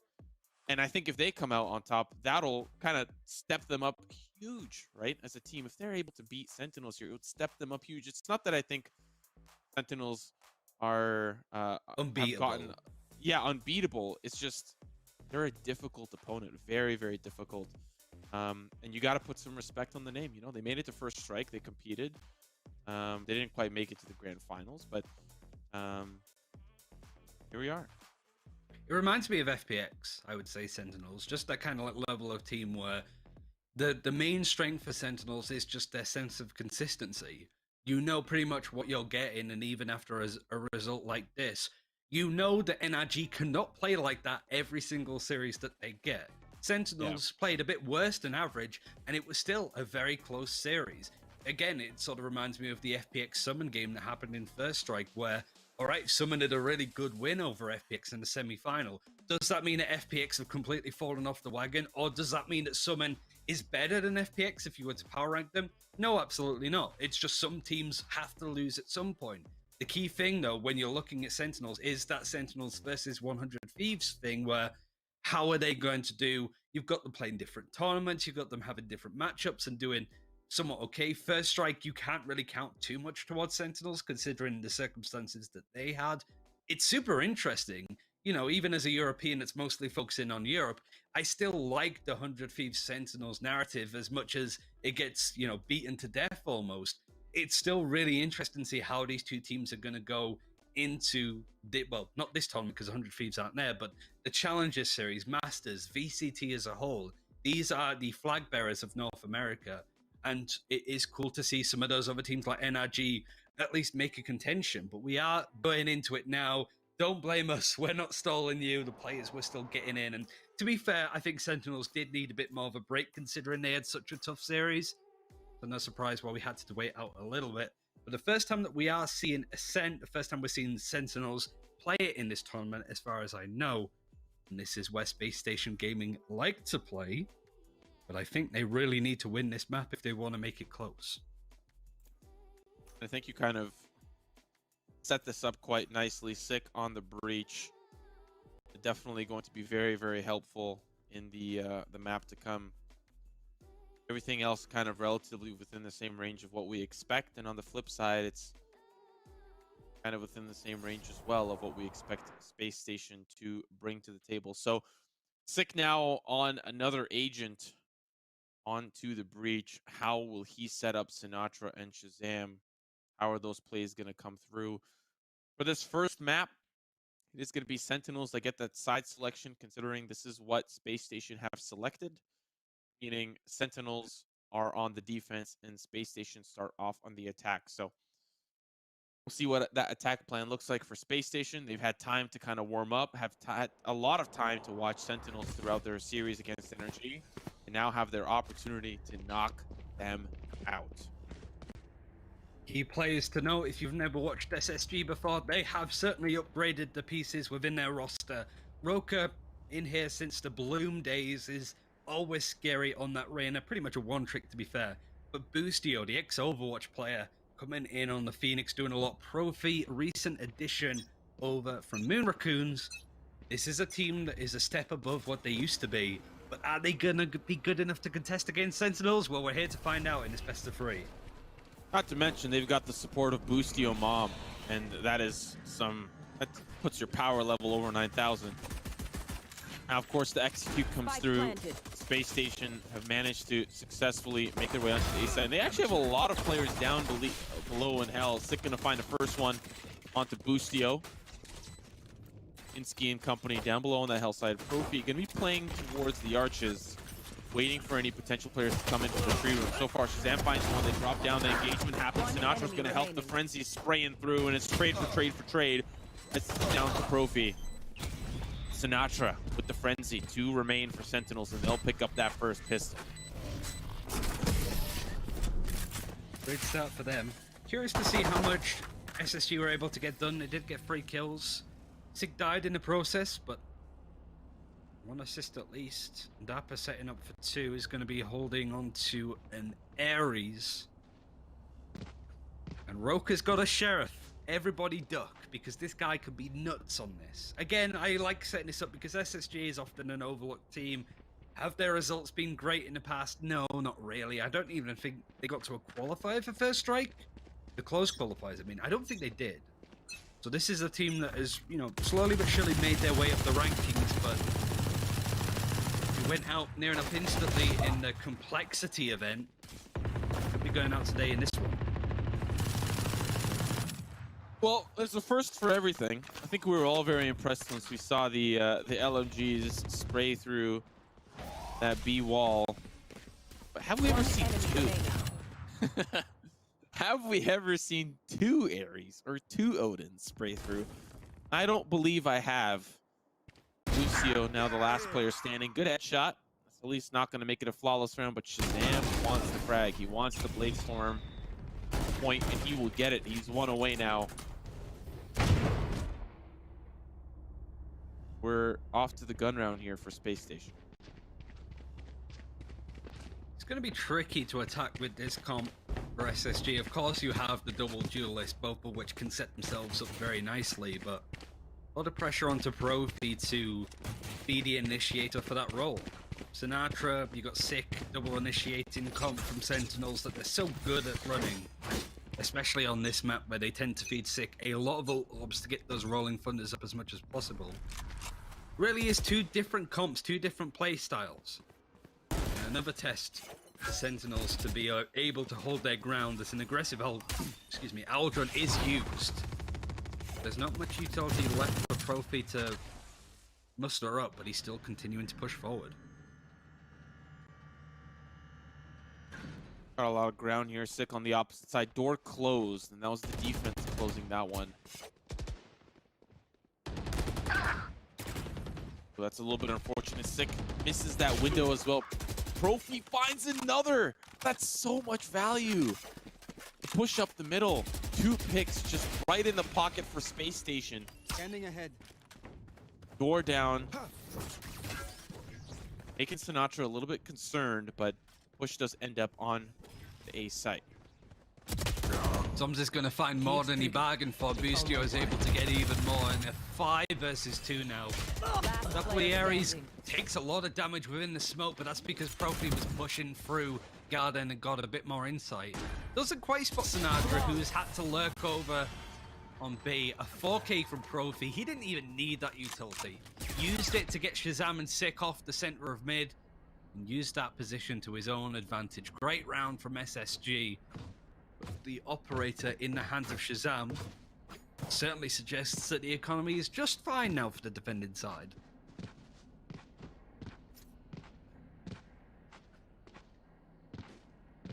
All of that off the back of Profi. A potential technical or tactical pause. And of course, we come back to the NRG Gamers podcast here. Man, Profi, at least for these first couple of rounds, playing like a beast unleashed. And that round was, I think very important for them to find some confidence, because I know that for the past couple of series throughout this group, maybe confidence is something that was a little lacking from some of the players here. Amunukun's definitely a confidence series, but against Sentinels, it was felt like they were in control. But now, Space Station, that third round conversion, feeling pretty good after that one.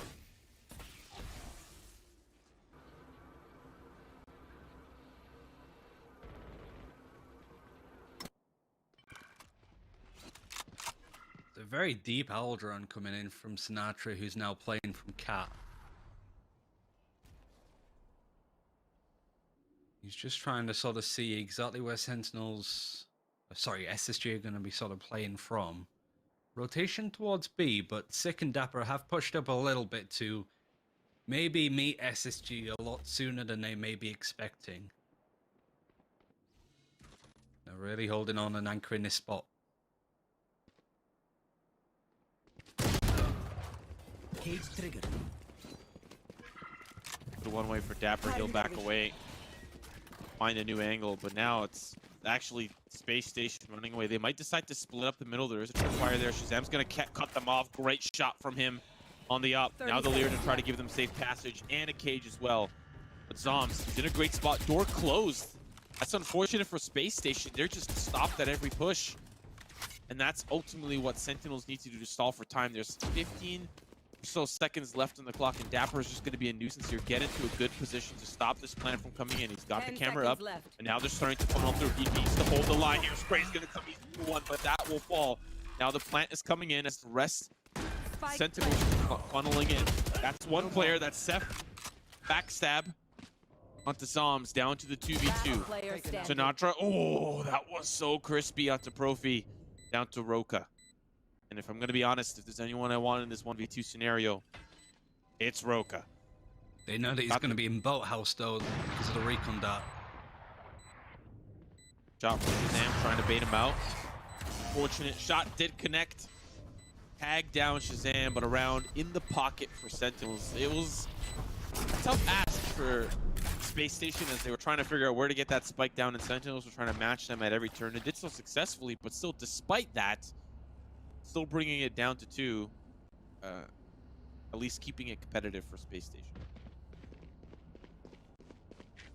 I like what Sentinels did. With closing the door, it really forced SSG to be a bit more brutal with their executes. Dapper read the room perfectly, played from sight, and whilst he only got 1 kill, it slowed down SSG enough to plant in a really awkward spot to play from sight. A really nice retake from there. The third, or second even, the Sentinels were able to get in total so far. Sinatra throwing out a bit of utility at least to see exactly what's going to be happening from B main. That's at least where roughly they are. And the Hunter's Fury is available. He could throw it out now at this point. SSG almost taunting him with how aggressive they were facing. They are pretty much split across the map. Sick is going to allow Dapper to play a bit more aggro, but nice trading from Brophy, who protects his teammate. Now the run it back going to be used from Boostio over on A. And now Space Station really have their pick of the litter of where they want to go. A pick on both sides. A spike leaning more towards that A site. They'll double back and pick it up. But a good position to be in if you're Space Station. You find that big, good trade as well. Maybe anticipating that breach play.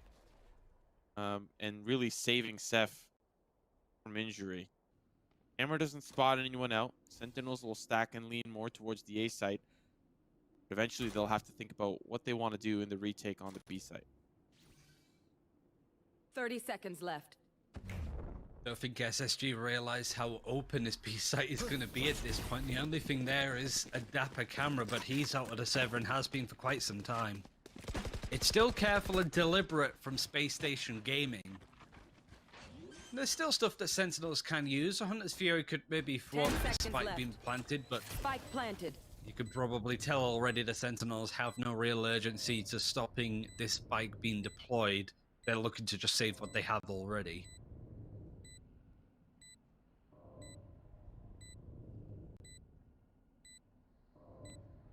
I don't know about you, but I'm still recovering from the last series. This is just like a nice sort of ease us into this one. NSG are at least able to pick up a second, but the mental resolve for Sentinels to keep playing after such a long, laborious best-of-3 series. Near enough went to overtime in all 3 of the games. You're asking a lot of them here. This really puts them to the test. I don't think Profi's going to find anybody, but he has really just been playing very aggressively. Taking his new position.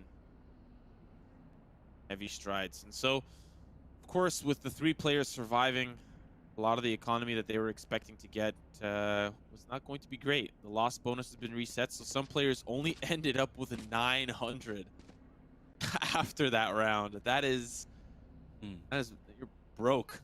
Tough spot to be in. So Space Station have an opportunity here to continue to build up some of that momentum. A lot of players near their ultimate, if they look for some orb control, they might find themselves in a position to either use this round or the round to follow. So we'll have to see how this round goes. Ooh, Hunter's Fury going to be in for Sinatra. The setup play is nice as the recon bolt is at least there to give him some information, but he can't quite confirm a kill. Roka just wants to fight. He wants to fight whatever will face up against him as a breach flash comes in onto mid, but SSG are not playing from there. Working the extremities hard, both Boosty and Roka putting it upon themselves to just win a fight. You got Zoms in a very nice position, but there's not much leeway when it comes to making mistakes. Speaking of which, Roka gets tagged, takes a bit of damage, but it's still just going to be annoying. No rotates have come through, but look at Shazam. He's flirting with the idea of pushing mid, and all of this utility shut down to stop one man. Toms now is going to have to deal with this push-in. Has the Bulldog shot's going to be good onto Boostio, but he doesn't get traded. Dapper now here participating as well, but can't convert onto anything. An interesting updraft. You don't really get to see that angle too often. Almost connects in. Oh boy.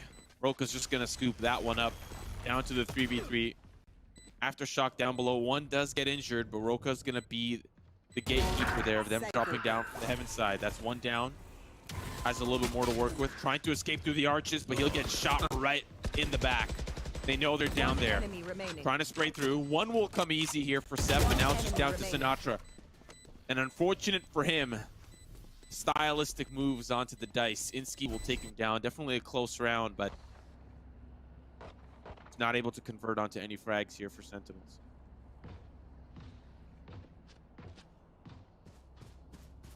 The win percentage for Sentinels on Ascent is 60%. It's higher than average, to say the least, and they're tying up right now with SSG, who are pretty decent when it comes to the attacking half. Not exceptional, but they're doing great here. A great chance to highlight the major differences between Sinatra and Profi, both of which top in the server when it comes to frags, but you mentioned it before, Profi much more based around doing damage, getting kills, being almost like an entry play more than anything. And Sinatra much more complete. He can still get kills, he has a higher ADR, but the assists that this man gets are insane. Really builds up those stats. The Eldron usage is always good, and it is really succeeding at keeping SSG at bay, or at least forcing them to use a bit of utility such as the Omen Smoke, just to take him out the fight for now. But 3 players from Sentinels all stacked up on Cat, hoping that SSG head their way. Especially with the weapons they have, win conditions include playing close. They're ready for a series of trades. Be the 1-for-1-for-1, but Dapper is going to reveal a lot of information very quickly here. Sees Roka pushing up through B main. Recon Bolt doesn't help that either. Dom's actually committing to a TP to the back site. Boostio will find Sick and 30 seconds still left. very confused where Space Station are headed. They've shown a lot towards this B side, and as a result, Zoms is here to support Dapper, but this is an eco round. Pretty interesting ultimate to use. Well, they're using so many ultimates when it comes to this. Profi bringing out the Hunter's Fury doesn't get too much, even from the shadows. 10 seconds left. They're using everything. Why are they using so much to confirm this round? Do they not realize that Sentinels haven't really bought up all that much? It's flawless for them, but they used what? Neural Threat? They used pretty much all of the ultimates that they had. The only one that they didn't use is to run it back. that was a bit of an overpayment with what they had. Yeah, I don't really have anything else to add other than I agree. This has been a very strange half, and I think Space Station, I feel like we got to give them a little bit of a, they've got a chip on the shoulder, right? You know, not really the greatest performance at the Complexity Invitational. Like this roster is still getting comfortable with Profi in the mix, and who's having actually a fantastic game. Like I said, he's just unleashed. On the Sentinel side, this could be a turning point for them in this half. Gun round for them, and finally an answer back to this style of play from Space Station. Enemy down. Sinatra managing to survive there with a nice kill onto Boostio that was trying to play through the smoke. Broker versus Shazam. Shazam taking a nice chunk of damage there, just with a bit of a peek coming through. Could have been a wallbang headshot from what we can tell, but Broker scared him off. There is a tripwire there to stop him from going too far without Sentinels knowing that he's positioned there, but Inski, I don't necessarily realize that Sinatra is still in this spot, holding this angle. Things have grinded to a halt. You know, Sinatra's been playing that catwalk angle almost every single round. He gets the smoke from Zoms and he just sits there. Now that worked, we'll see what he adapts to in the rounds to come. I definitely wouldn't be expecting it if I was Boostio, right? So, but it's a great opening pick for him. Shazam consistently playing towards that mid side, finds the op kill. So now they've done their due diligence on the Sentinel side to really dwindle the numbers here for Space Station. The execute does come in onto this B site. They know that the players are there. The flash comes in. Great partnership there with Dapper and Sick, all down to Roka. He does find the pick that he needs, but has to dismiss the safety. Just unfortunately, he's in a lot of trouble here.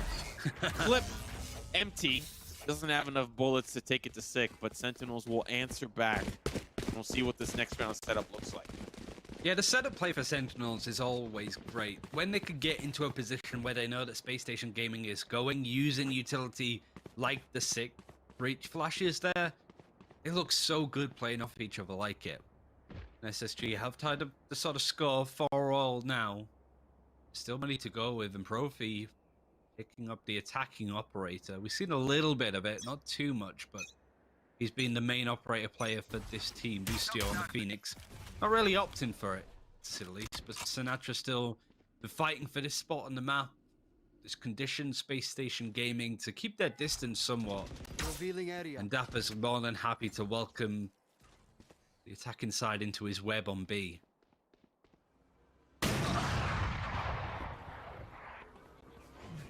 Profi, despite leveling up on this map, Shazam gets the better of him in the opening op duel. Tend to not see very many Sova op players, but Profi trying to take it into his hands. Find some value. Boostio, the running back, does find Sick and will teleport back after finding some value in the fruit market, but Dapper's there. He's laying in wait for them. Good tags as well, waiting for the utmost important moment to use the cam, but Boostio and Niski will find the picks they need. Down to the 2v2, spike down, so it's in a little bit of a tougher spot. Shazam's waiting for Zoms to arrive in the fruit market, but Boostio's playing down by logs. Upgrade now for Shazam. The Phantom. There's the player down behind the logs, and as he's dropping with the spray, beautifully done down to Inski. Zoms with the paranoia. Here comes the smoke. He's trying to play close. Shazam does get taken out, but Zoms comes in from behind. The Sentinels will find themselves in the lead. Nice flank peek from Zoms just to make sure that if Shazam dies in that fight, he can trade him out. What Sentinels have been so good at throughout the day, and even just the street smarts of Shazam to drop the operator, pick up a Phantom in the clutch and win that engagement against Boostio. Worked out perfectly for him. He's still got the operator in hands. He's 10-5. Only one that's keeping up with Profi, and an expensive operator buying that last round means that he's strapped for cash. Not all that much to work with this time.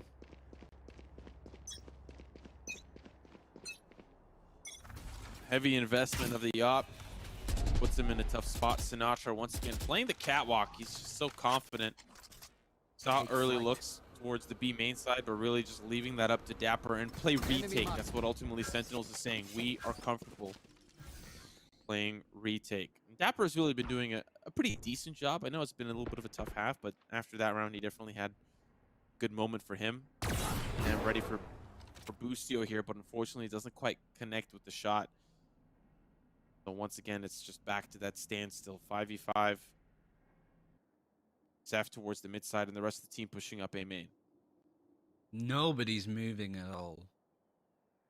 And even Sick is just dancing between sides, jumping off top of the fountain to see if anybody's playing from mid.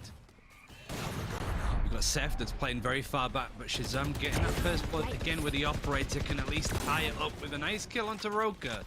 Just 2 more playing from main at this point as the spike is heading away from the site. And Seth in mid is making a lot of ground, but Sick is perhaps expecting this push to come in. 30 seconds left. Expecting the rotation to come on over to B. That's unfortunate.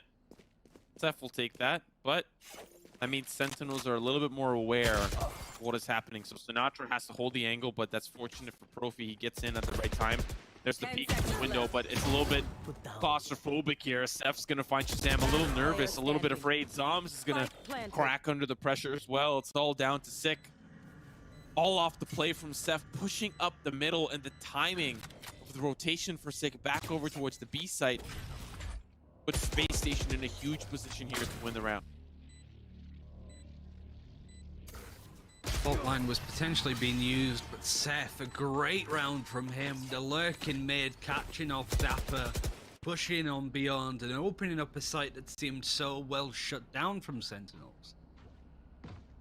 Something that might get under Sentinels' skins, considering Sick was watching mid, opted to move away to B, and Dapper was not expecting an attacker to be there with him jumping around, so that's going to be tilting. There's no other way to really say it, but you've got to reset. You've got to save up a bit of money with an eco coming in from Sentinels other than that buy from Sick.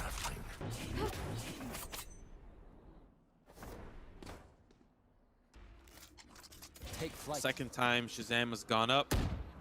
Hasn't really found much value with that Blade Storm. Does spot one though. The least information gathered. Orb control here from Profi. He's gonna find the Hunter's Fury, but actually Sinatra just trying to take it out of his hands. He'll have to kind of dance around. It's Roka that does get tagged, but there is a Hunter's Fury now available for Profi. If he does want to use it, if he wants to try to clear out this B site, because that's likely what's going to be used in tandem here with Roka pushing forward.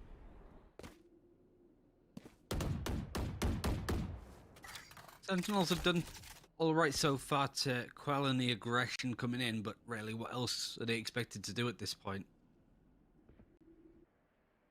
NSG having some ultimates as well if they need to rely on them, but more than anything, they just want to take this as flawlessly as they can. The double setup play from Dapper and Sick has been really good on this B site. It's looking to have that same impact again.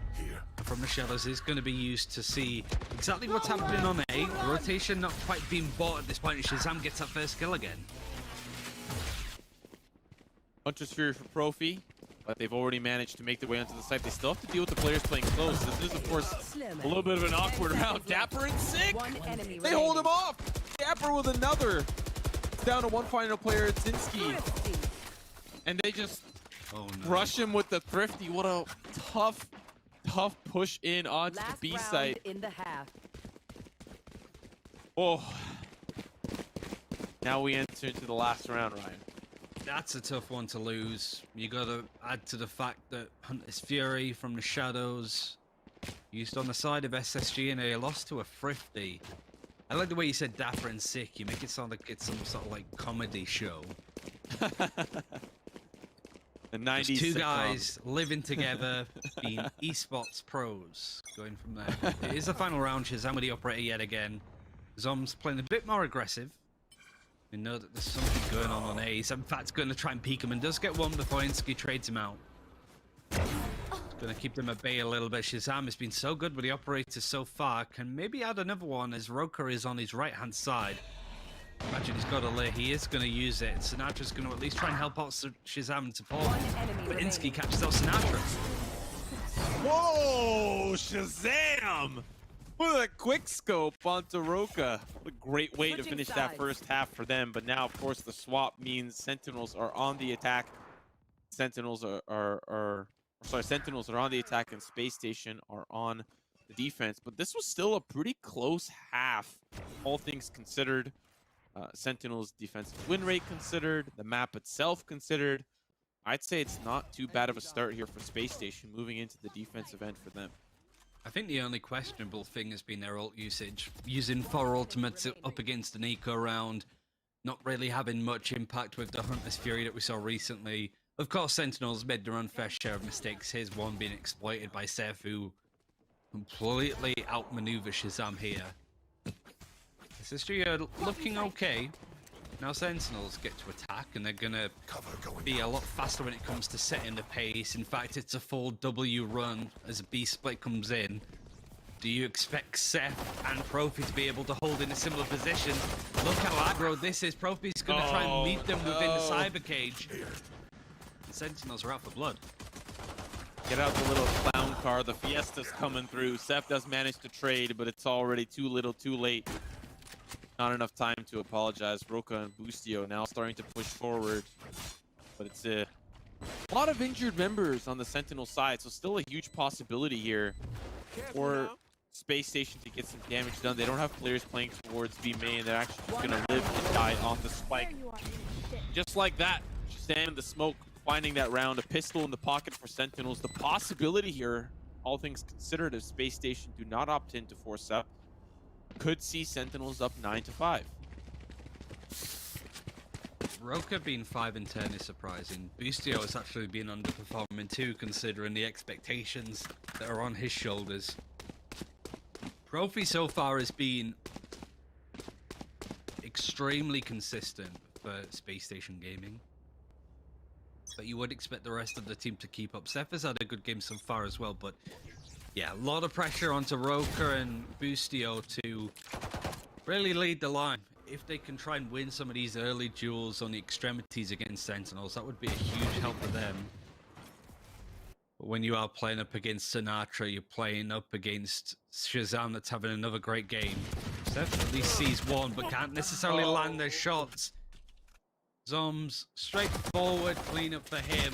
Headshot comes in from Profi with a frenzy, but yet again, the bigger gun wins. Zoms is just surviving everything this round. He's just keeping the dream alive here. Insky does find Dapper. Still injured members on the Sentinel side. 2 of them, as they push on in. They'll actually stay towards the B main side. Shazam holding down mid. Sinatra's already inched closer to the site. Unfortunate for Insky, that's tough. Shots were in the general direction that needed to be landed, but Shazam posted up here in the middle. Doesn't really need to do much, but let the rest of his team just do the dirty work. You might be able to pick this one up. Yep, that's pretty easy. Now this is the gun round, up and coming. This is the round that Space Station Gaming need to win, to convert. And if they lose this one, Saf's going to be scary. You can see they're all down to light armor. That's a little strange. They had to buy up to an extent. Like, there were frenzies and stuff in play, so they really should have fully could considering the money, but bought up a little bit. It just comes with the territory. They need to find a play from somewhere. And to give SSG some credit, their thrifty rounds can be very important and impactful, so I don't blame them at all. Sentinels are going to be continuing with their 4-round lead even. Well, look at just how aggressive this utility is. He gets a lot of info there with both Aldrons coming through. But Sentinels have been so good at pushing mid, and it's very difficult for SSG to stop them from pushing on.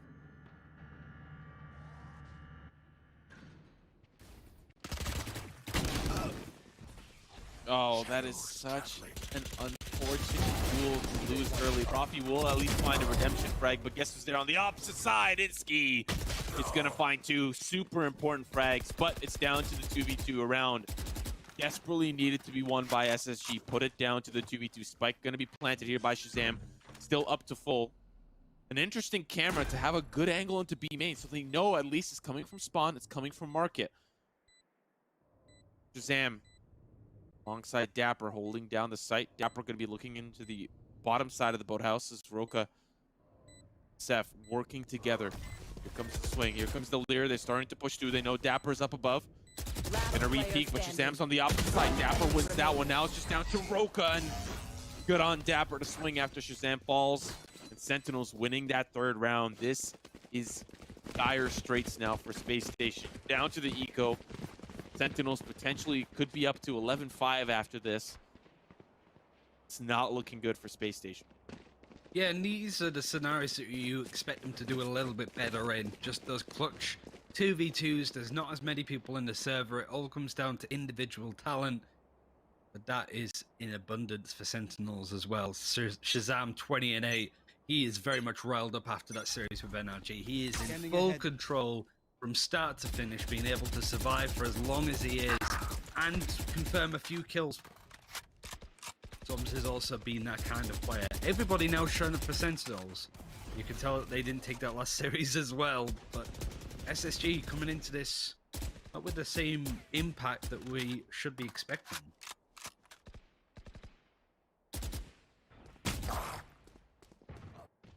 That first half, Space Station has really felt like they've lost a little steam. Zinsky with the trade, Shazam pushing forward down into Broza. Zinsky has to angle in towards the courtyard. Spray will push him off. The rest of Sentinels really going to rely on Dapper here with all the control that he's gotten towards this B side. Crouching up and under. Shazam will find another. Tico round had potential, but I mean, it's difficult. It's very, very enemy remaining.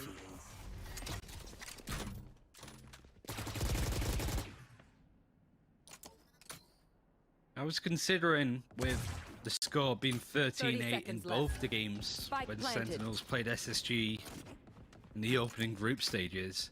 I thought that SSG would have more rounds where you go, wow, these guys are good, but we have not seen that. And this is a team that I just like to say Roka especially can do some mechanically sound stuff.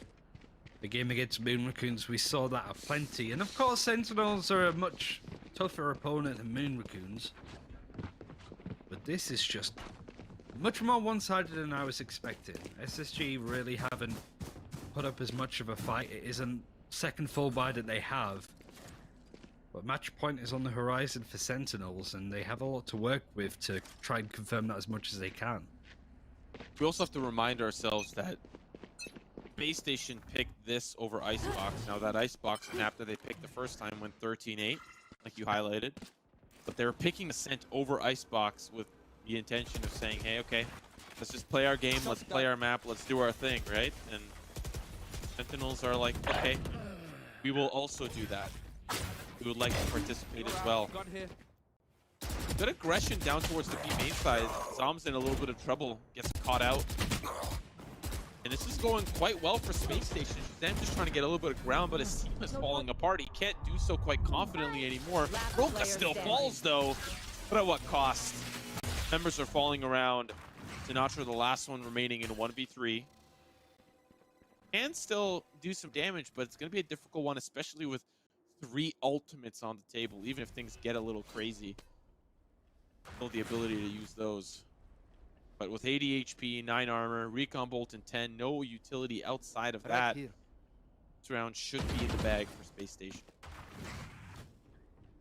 Was expecting somebody to be playing off the corner, but not quite. The recon bolt is going to come in and touch up too much information and wins a nice duel onto Insky. Isolate these angles. If you can bring it to a 1v1, that would be a disaster. But Profi peeks him. 3rd kill for him. Much better overall. And now SSG having a bit more money to be able to buy fully and 4 ultimates to go. You can at least keep Sentinels at bay, at least for now.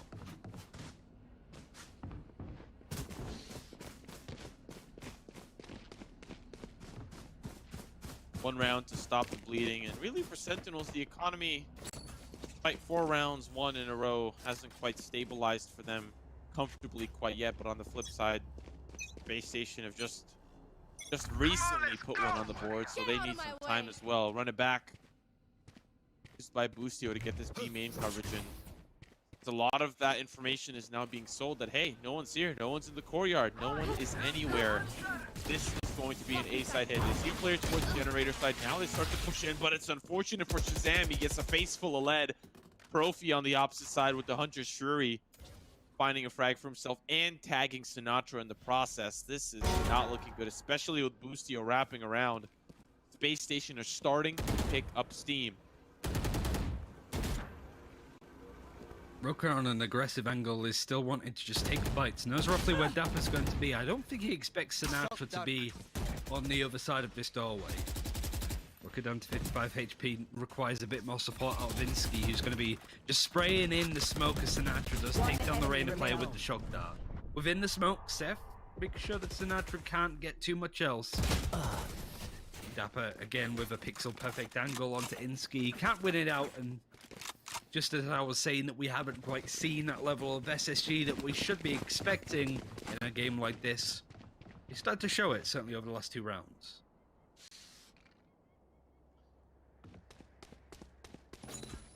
One round away from that max loss bonus. It's going to be a little bit of an awkward buy, but they should be able to carry it forward into the round next. All things considered, they just need 2. Right? And there are 6 rounds remaining. Statistically, possibility for them to really close this one out, but Space Station have found some life in the past 2 rounds and have really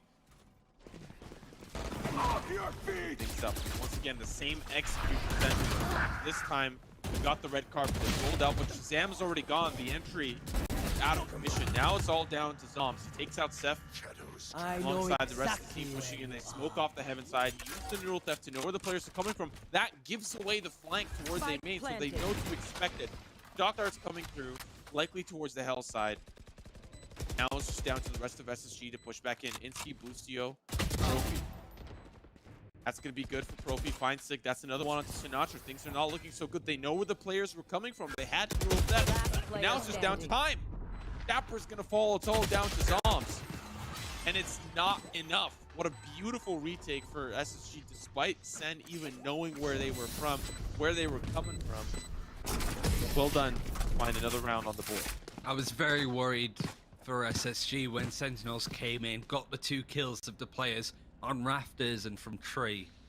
Especially when you looked at the surviving SSG members not even really being near the site. They were playing from mid, they were rotating round, but the flanks worked so well to their advantage. They caught out Sentinels as they were trying to aggress, to take more space, and it didn't work out. Some really good utility, the recon bolt, getting a lot of information to make sure that Dapper goes down in that fight. They must have heard me clearly, because this is some really good stuff now coming out of SSG. Lots of ultimates to still work with. The Empress from Roker is good if he wants to take a lot of these fights, but so far he's been a great player to confirm that first kill onto the enemies of Sentinel. And he's just now starting to win those duels that we expect him to. This is actually a little bit of a tough spot for Boostio. He managed to get out, but the door was closed and they spotted him out. Roka in a little bit of a strange angle as well, but he does get sprayed off. 88 HP is what he'll survive with. He's waiting for that cage to subside. Six gonna find that pick. Now it's Seth trying to hold the line from the tree room, and he smoked off the Zombs. But there's the flash. Six gonna take them both. Give it to him. Oh my goodness, gets to the fight in the smoke. Insky will take him down, but the damage is deadly. Zam now on the retreat. Profi will find Sinatra trying to enter into the B site, and that's actually where the spike's located. Down to 2 members, and they're split on both sides. Ah! Profi! The headshot onto Dapper Zoms will take out Insky, but Profi's playing like a man unleashed. That's 3 on the round. Paranoia. Zoms will fall too. The clutch for Profi. Amazing stuff from him. Unbelievable. Even just a kill onto Dapper through the smoke. But smart enough to know exactly where Sentinels are going to try flanking from. And the lurk from Soms catching Insky rotating in. Didn't really do much to help out Profi in that fight, but a great 4K from him. He's caught up to Shazam, who was 20 kills 4 rounds ago. He hasn't really improved upon that. And look at this half buy coming in from Sentinels. Half armor and stingers good to go. SSG have almost tied this one up. Hunter's Fury here for Sinatra, trying to find some tags on the opposite side, but look, SSG. Nice and warmed up. Once that cage goes down, it's going to be a bloodbath. Shazam finds one, but Busio now on the retreat, using the curveball to escape. Azinski's holding the line from the arches. Down to the 4v5, they find that pick, and now they might decide to back away. Just remember, this is Stingers here for Sentinels. Just upgrade there, I believe. Somebody picked that up. Orb control as well. And now the red carpet can be rolled out for Sentinels. So a lot of utility available. Still a very doable round for them, but Sentinels do have the weapon advantage. Sorry, Space Station have the weapon advantage. Oh, Bustio. Bit of hubris to sort of go in there. He's given an upgrade to Sinatra, who's ready to go for this execute. Rolling Thunder even going to be dedicated. Roka wants to try to fight, but they line up. Zombs with a stinger gets 2. And just as SSG were looking so good, it falls apart to another thrifty round from Sentinels. And it's looking to be flawless at this point as Seth is down to 33 HP. Have to give up his position. The Sentinels are kill hungry to make this a perfect round. Great stuff from them. Oh, they just had to steal Profi's Thunder, huh? Just had to do it. Had to answer back. Had to kind of humble the SSG roster with a couple of stingers. Now it's at match point. SSG need 3 rounds in a row. Look at that. Shazam tweeted out after that match against NRG, having a little bit of a rough day. Not exactly the games that he would have loved to perform, but look at him now. 25, 12, and 7. On the opposite side, it has been Profi that has been playing phenomenally well. And we're moving on to a Sova special after this. Haven is where I think a lot of Sovas tend to thrive. Find a lot of great value from a lot of the utility they have. And he's playing like this. Expect a lot more coming up. You're going to expect a lot more from Sick when he moves over to that Phoenix. He has more assists on the Breach now than he has kills. And I think that was one of the areas that was lacking with the Sky play. Just those typical setting up your teammates to do a lot of work on the Breach. It's been working out so well. He is still bottom when it comes to frags on his team, but the impact cannot be understated. It's not always about the frags, and that's very much clear from Breach players and how well Sick has been on that role.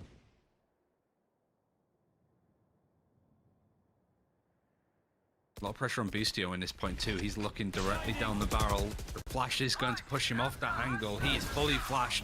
But the Hunter's Fury from distance from Profi is good enough to confirm 1 kill. It tags onto another with Jet, but it's only going to be the one so far with the ultimate. Does get traded, but you like the value you get out of the Hunter's Fury. Information and frags to boot. Sinatra has gotten a lot of ground on this A site, but now it's really just up to how SSG want to retake the site. Dapper's in a unique position as the timing of it just works out so perfectly for him. Sinatra finds one, does get traded. It's up to Dapper now to slow move back over towards the site. Up the ramp he goes. This is the play that we need to watch. There's the clone. He can either wait this out. There it is. Easy frag for him. Now pushes through the smoke. They still have no idea. Now Seth's kind of wondering what is going on. As it's down to the 2v2. Dapper's down. Cypher v Cypher action. It's all down to Shazam. The spray's good, but the tracers, they get spotted. Insky will take him down with the headshot, and SSG are trailing by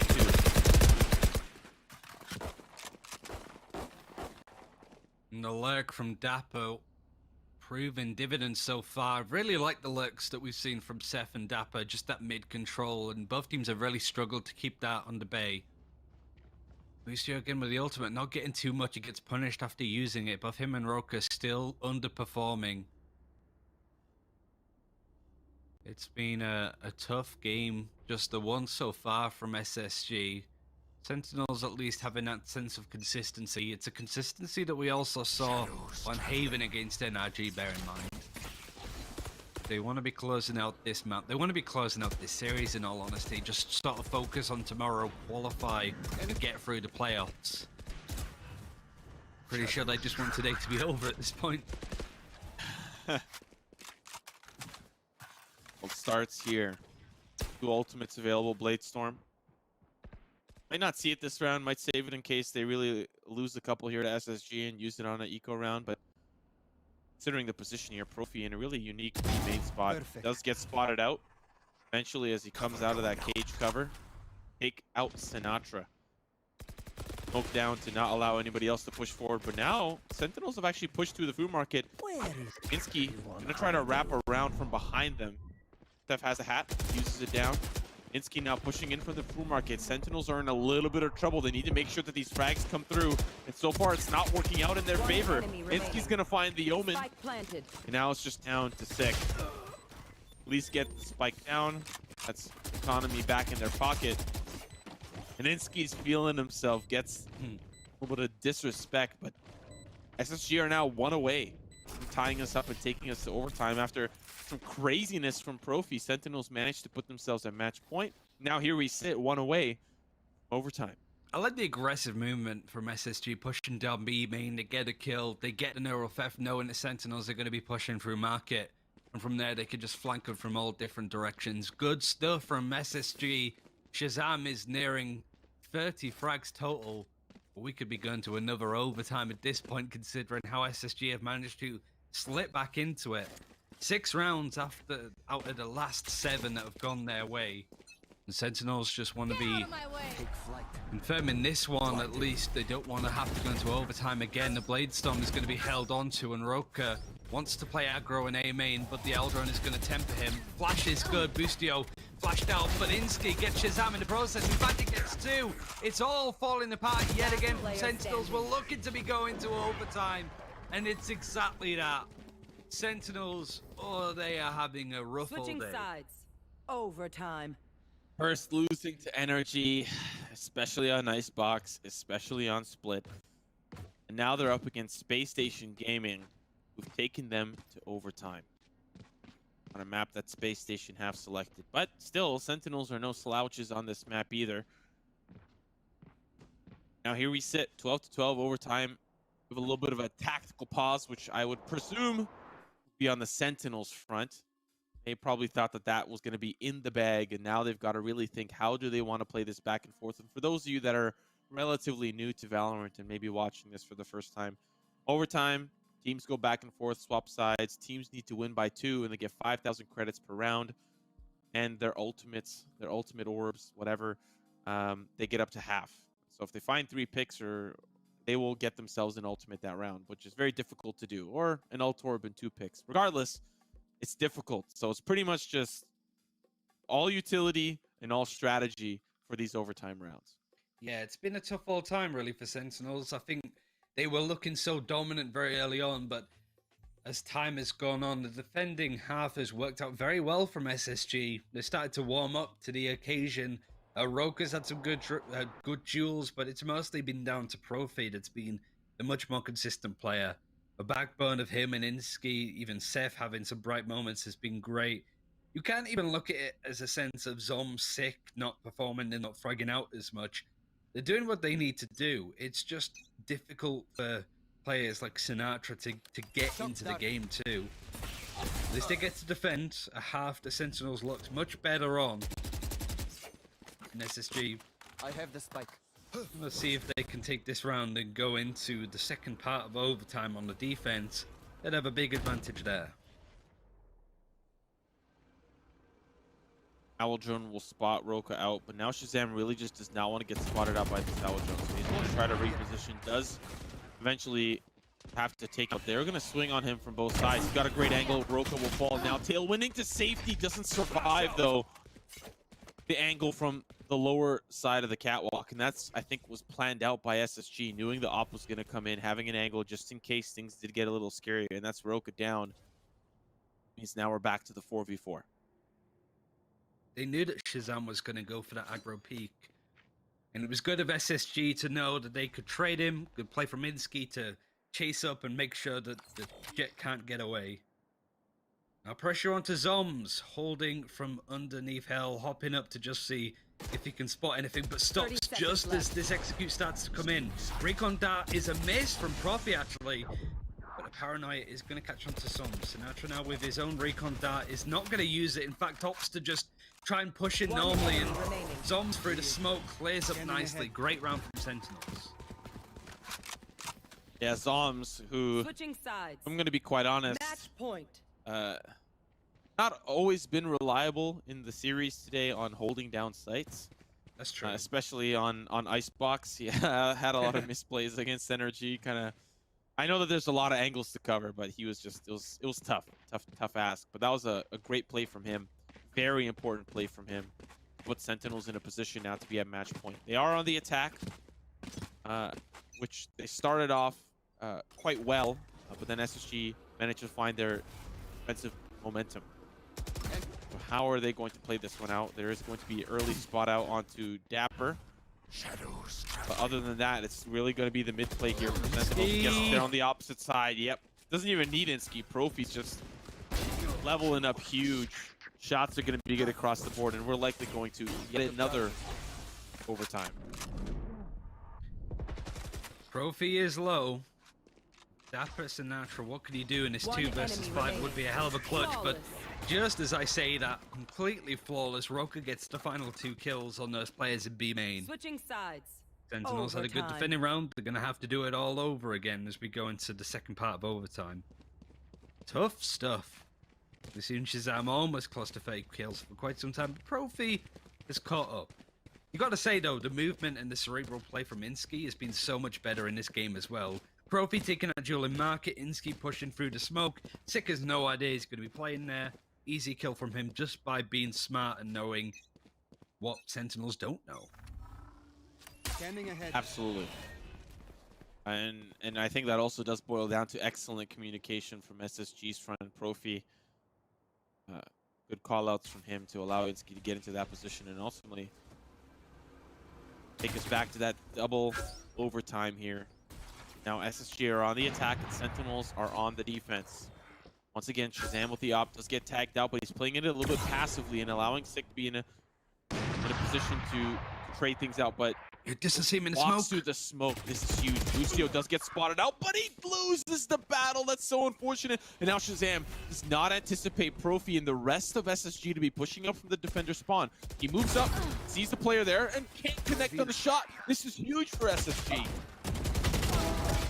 Oh, Sinatra's been able to get a few more. It's a 1 versus 2 now. Zoms having to play it all on his own. Spike planted. Come to life a little bit more on the Omen over the last few rounds, but this is still a tall order. Insky has been on fire. Seth has always been sneaky, but there's no flanks. It's just playing from the boathouse. And Paranoia is still available from Zoms.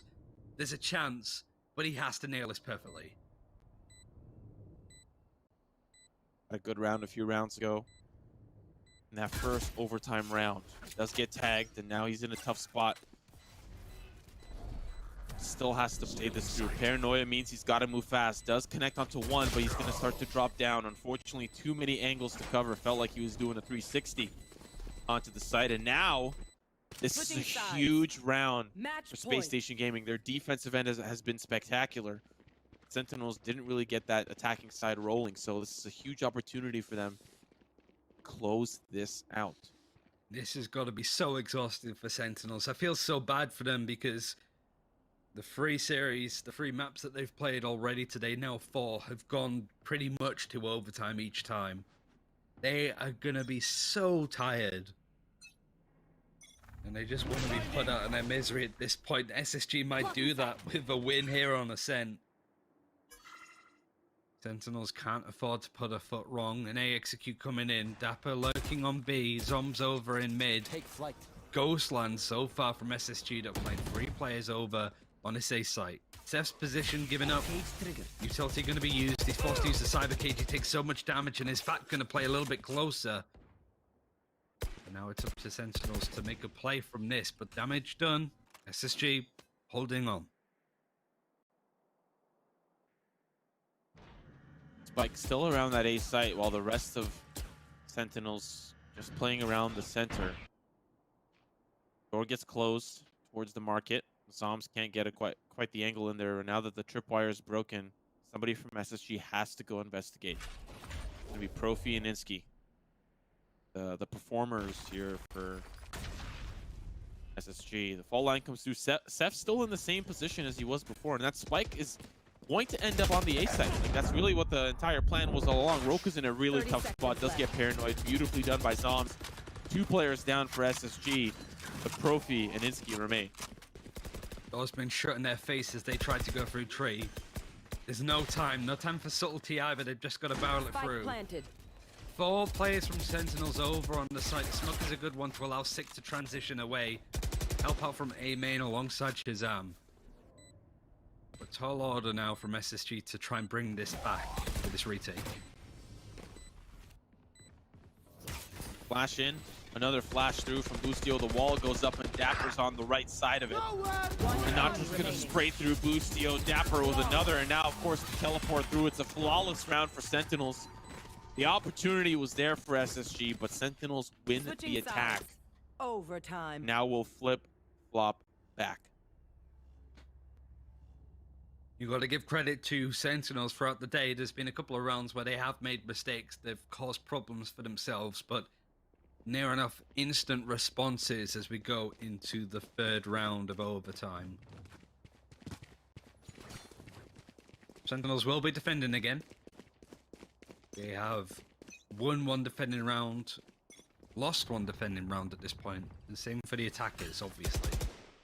Shazam forced off this angle. He's not really played here with the operator much, but can't quite hit the shot to Profi, who yet again is holding that W button, pushing and putting a lot of pressure onto Sick. He's ready to go with a flash. He is tagged. Actually, no, never mind. It's going to be the aftershock that forces Profi back. But there's 4 players now from SSG, all huddling within mid. It's all down to Zoms alongside Dapper here defending this A site. Lear comes in. A lot of that utility has been used. Zoms does get caged away. Now it's just up to Dapper behind the dice. Cage goes up. Zoms is there as well. Good shot there for Shazam. Now here comes Dapper out the cage. Shot after shot after shot is connecting. Trade after trade. But it goes ultimately to the favor of Sentinels. A little bit of chaos there on the A site. Switching sides. But 4 remain, and we swap once more to another round for Sentinels on the attack. Sentinels knew that SSG were going to be aggro with all of the flashes and stuff going through tree. They sat back. Dapper played exceptionally well over on the A site, hiding within his own cyber cage. The tripwire set up Shazam even to get the first kill with the operator. Now, to finish it out, they need to win this round on attack. They did that previously. But still, SSG have surprised me, certainly, with how they've come back into this one. Roka could make or break it.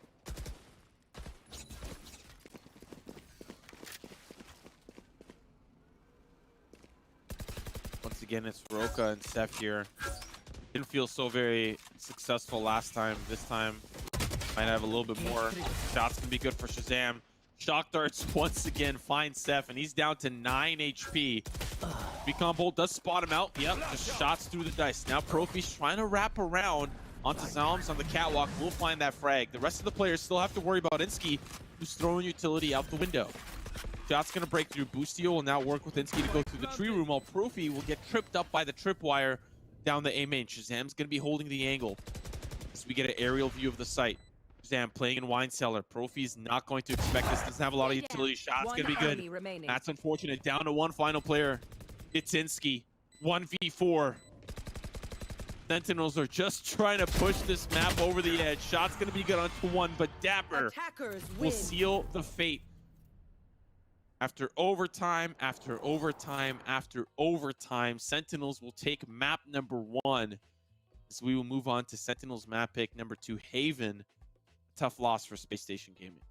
They did well to bring it back. It was, what, 11-5 at some point to Sentinels, and I was really very close to being like, this is over, this is done. SSG just don't look like they're in it today, but they did come back, not in the exciting, enticing, mechanical fashion that we expect, but just played a much smarter game up against Sentinels, who are going to be very much running on fumes at this point after their series against NRG.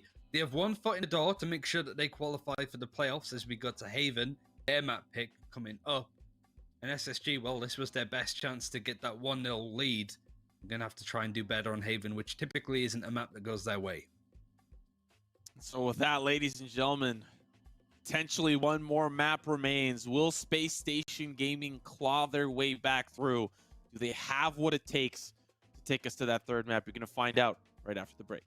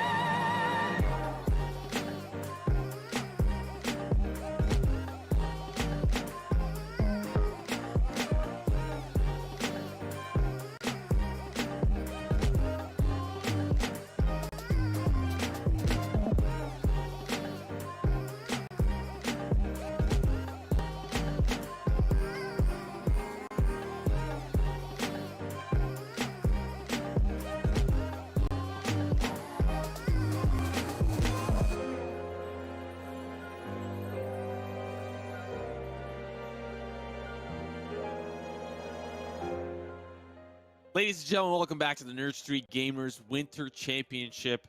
Alongside Ryan Central, I'm Simo, and we're about to dive into the second map of this best of three between Sentinels and Space Station Gaming. And if you're just joining us, I think we witnessed a double or triple overtime where Sentinels eventually were able to overcome the craziness of that Ascent map against Space Station Gaming. And now we move on to Haven, Ryan.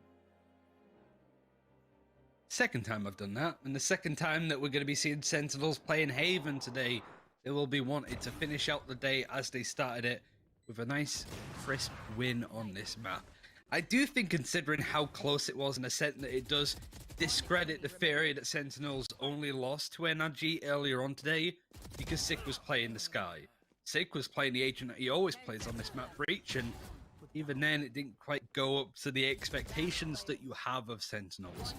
But now we get to see Sick move over to the Phoenix. He was on fire. I know the pun, but he was very good on the Phoenix earlier on today.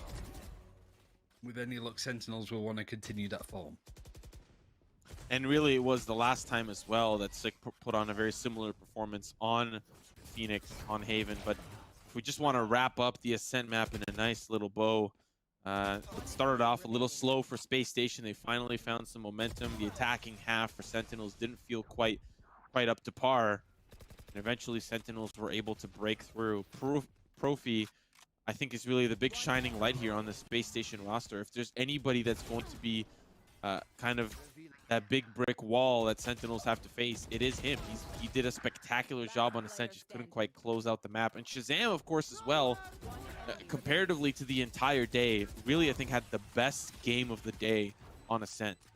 So I wonder if that continues. I'm really going to start to be afraid for Space Station. And really, for SSG, they're going on to a map where they're 8-7, Sentinels 7-2. They've already played it earlier on today and won it in pretty handy fashion against NRG. These two teams did play it before. The score was 13-8 in that series. And yeah, Sentinels seem to be much more comfortable on this map as opposed to the other ones that we've seen today. We have seen them play all of the maps apart from Bind, which is very much a hard pass for them. They always ban it out if they can.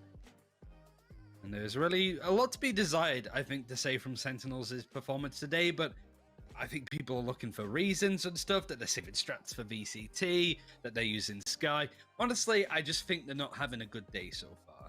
I think that whilst they did have they won against SSG on Ascent, it's a result that they should be doing a lot more dominantly, because this is the kind of expectations that Sentinels have set for themselves. Not me setting them, but the expectations that are on them for being a top team in North America. It's a good look from SSG, even if they go out today as this is an elimination match. I think they can go, okay, our performance has improved, even against Sentinels with only a couple of days worth of practice in between those two games, right? So I do think that they can go into future tournaments with a bit of hope, knowing that they are improving and at least giving some good games against the tier 1 orgs within North America. But Sentinels, today certainly hasn't gone to plan, to say the least. I also think I want to reason with chat here for a quick second. Listen, it's a new year, filled with new resolutions, okay? Let's just leave saving strats for the major in 2020, okay? It's a new year, teams are trying. Everyone's trying, okay? Sentinels are just not having a good day, and Space Station, on the other hand, are just trying to find that good day. NRG are having a spectacular day. Everyone has a day. Sometimes it's good, sometimes it's bad. Doesn't mean a team is saving strats to the major. They're just playing the darn game. Playing the darn game. Here it is, though. Sick on the Phoenix. When it comes to all of the other agencies played today, he's played a bit of Breach, as we saw. He's played a bit of Sky. This is the one where he's had the much better performance. He has played a good portion of rounds on this agent. His KD is 1.2, his ADR is 160, which is pretty nuts. He has played 2 games on Haven, one of which was against this very team, the other against NRG earlier on today. You should expect to see him have a much more dominant performance, I think. Really, when it comes to SSG, I hate to keep poking the bear, but Roka, Boostio, I want to see more from you. I know that there is expectations more so on you guys because you can be so impactful for your team. But I think considering how close that game was, we still didn't quite see the levels of those two duelists for the side of Space Station Gaming. Looking at Doug's Microsoft Paint adaptation, a piece of artwork. You can catch him and Dust on the Dignitas BBG game on the B stream. We'll carry this best of 3 till the cows come home. And for those of you that may have missed the pick and ban, this is Sentinels map pick, so the side selection does go to Space Station Gaming, and they'll select the defense first. And I mean, we've been here before, earlier in the week, and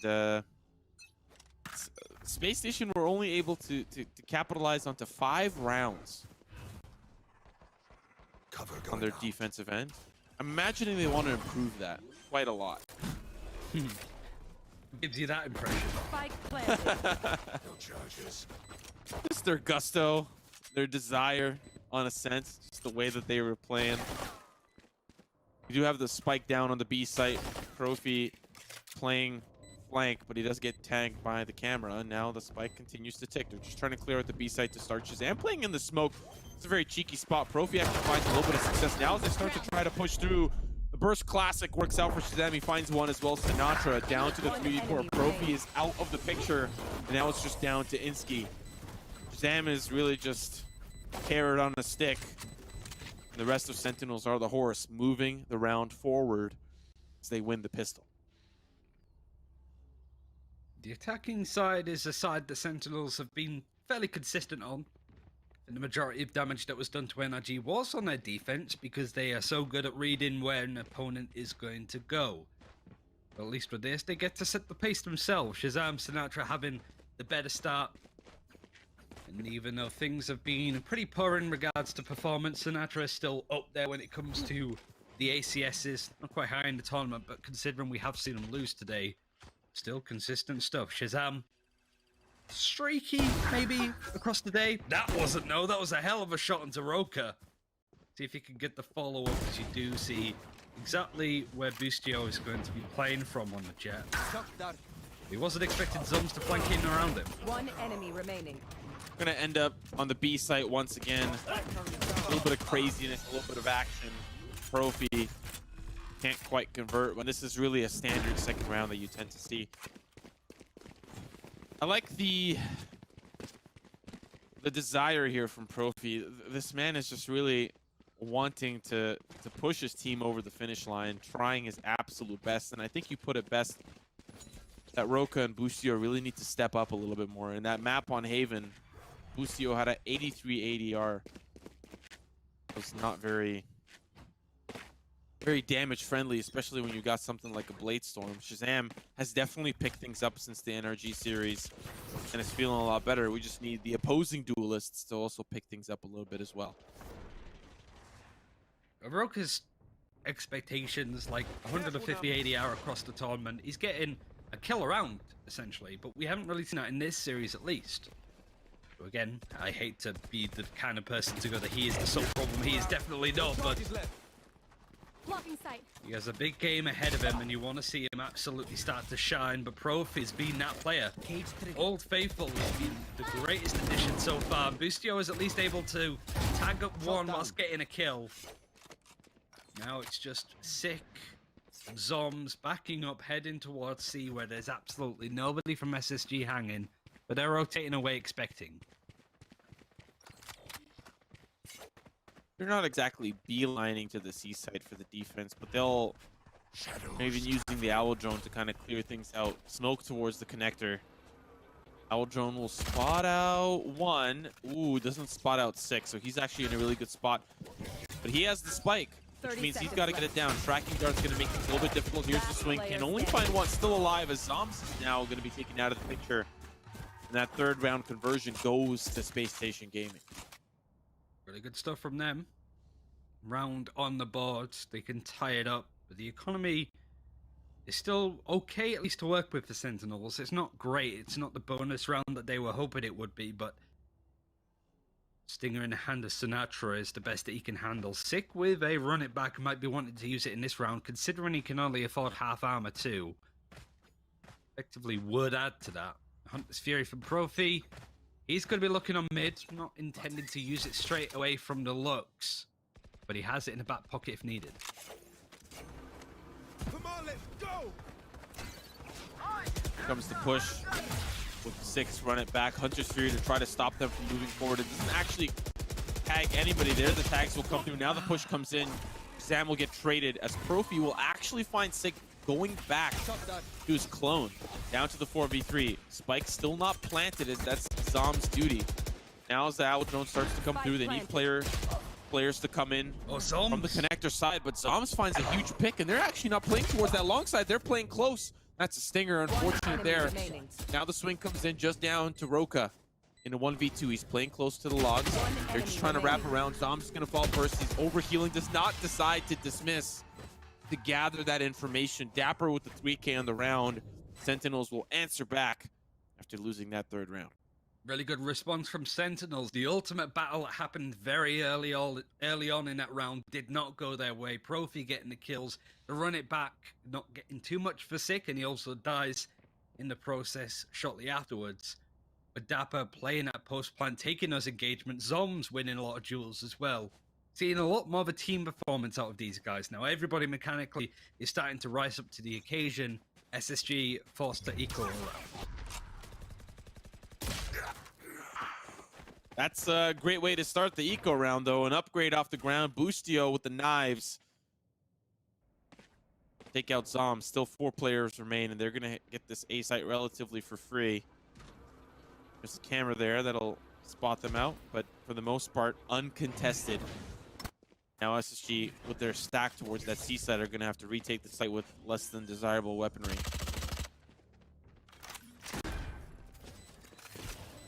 Sick in an aggressive spot. Really now it's the case of Sentinels expecting flanks, but no, not really. SSG all going to be piling from the same general direction. You even have Seth just checking for the flanks just in case Sentinels are trying to wrap around and catch people out. Not quite going that way. A Neuro Theft is good to use if Sentinels can get that kill, but Boostio gets a second with the ultimate. Hopped in, gets a 3rd, but can't quite connect onto Sinatra. Just looking in behind him. Now the number game, very much in favor of it. Oh, that's huge for Sinatra. Finds 3. It was looking so good for SSG, but now I don't think he's got enough time. Profi is going to die to the spike. Yes, it was an expensive round for Sentinels. We saw Boostio really pop off. That's what we need to see for SSG to find some success. But Sinatra just gets a beautiful... They just line him up. Line up for him. Really good eco from SSG. Look at the money from Sentinels. They haven't got anything to work with. At a full buy coming in, Boostio upgrade into the operator. He's going to be feeling a bit more confident now to work with it. And Roka has the Empress to help him out in case he needs to try and clutch out and get a multi-kill. He's been good for those so far in this tournament. But we haven't seen it at all in this series. Insky a bit of a slower start, but it's not mattering too much. SSG down a few rounds, but it still feels even. Really giving a game to Sentinels, who are very much going to be entropic, I suppose, with how they've been playing this. They're tired, basically. Ooh. Uh-oh. That's trouble. Insky does get traded. Beacon Bolt backside hat comes through. Profi not revealed. Oh, that's going to be the reveal there. Sinatra picks that one up for free. Player in the smoke. Op now starting to move away from that A site. Smoke still here covering Seth and Roka. Now Boostio will join him. Lear ready to pop through. Seth gets tagged, so he's got to get out of that smoke to safety. Down to the 3v4. Hunter's Fury available for Sinatra if he wants to play off site, which he is. And SSG will not poke the bear this round. They'll go into hibernation, back away, sacrifice this round to Sentinels. Unfortunate, considering how much impact they had in that eco beforehand, that they can't follow through with a similar round. Those players that were looking at to frag out weren't really part of the equation there with a straightforward execute from Sentinels. Does mean that as the 5th round goes on the board for the attacking side, SSG, the members that died at least, not really going to have too much money to go in for a solid buy here, so it's whatever they can muster up. Plus, the money keeps building now for Sentinels. 3 rounds in a row that they've been able to win. Hunter's Fury good to go too for Sinatra. Getting an update from the opposing stream. Built by gamers will eliminate Dignitas in a 2-0 fashion. 13-5 on Ascent, and what I'm assuming is 13-6 on Bind. That is a tough loss for Dignitas. Focusing on this round, though, Profi trying to escape, uses his own gun as cover fire, crossing the street, looked both ways, and managed to survive. Down to the 5v5, of course, still. Scanning ahead. Nowhere to run! Ooh, the Hunter's Fury used very aggro from Sinatra. Heard the owl drone, so has a rough idea where the server was playing. Was aiming for him, but won't disagree with the idea of hitting Boostio with the ult as well. Everybody survives, however. Sentinels using a big ultimate on a whim. Could have worked out very strongly, but a bit more utility thrown out of SSG, trying to guess exactly where Sentinels are going to be attacking with the recon bolt. Shazam wanted to find a duel. We'll find 2 over on this B site. He's going to break in. The spike isn't over there. Oh no, never mind. It's right at his feet. He wasn't holding onto it, but Profi is now going to have this spot. And awkward duels now as both sides are trading out. Spike planted, Seth playing towards the doors. He's likely going to peek on through. For some reason I thought that they planted the spike for B, but Sinatra's got a lot of ground. Ooh, Boostio in a lot of trouble. The shock dart doesn't help. Sick will clean him up. 12 seconds remaining, but that doesn't matter now. Here comes the Empress for Aroka, but it just goes away. It's a little bit unfortunate. Down to the 3v3. Sick using the running back to get some space. Seth is going to extinguish that flame, but now it's Roka jumping down. But Sinatra wasn't down below. That's the 360 for Roka. Player standing. Sick will enter back as it's now all fallen down to Dapper. Hat comes through. They know where he is, but he knows where they are. I know what you know that I know, and I know that Seth will find the shots necessary to take down Dapper.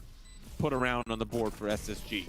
Man, the 360 jump from the high ground. I know it wasn't meant to be like a stylistic 360, but that's so good for Roka. He was just clearing all of the angles. Who was it that he killed? Was it Zoms?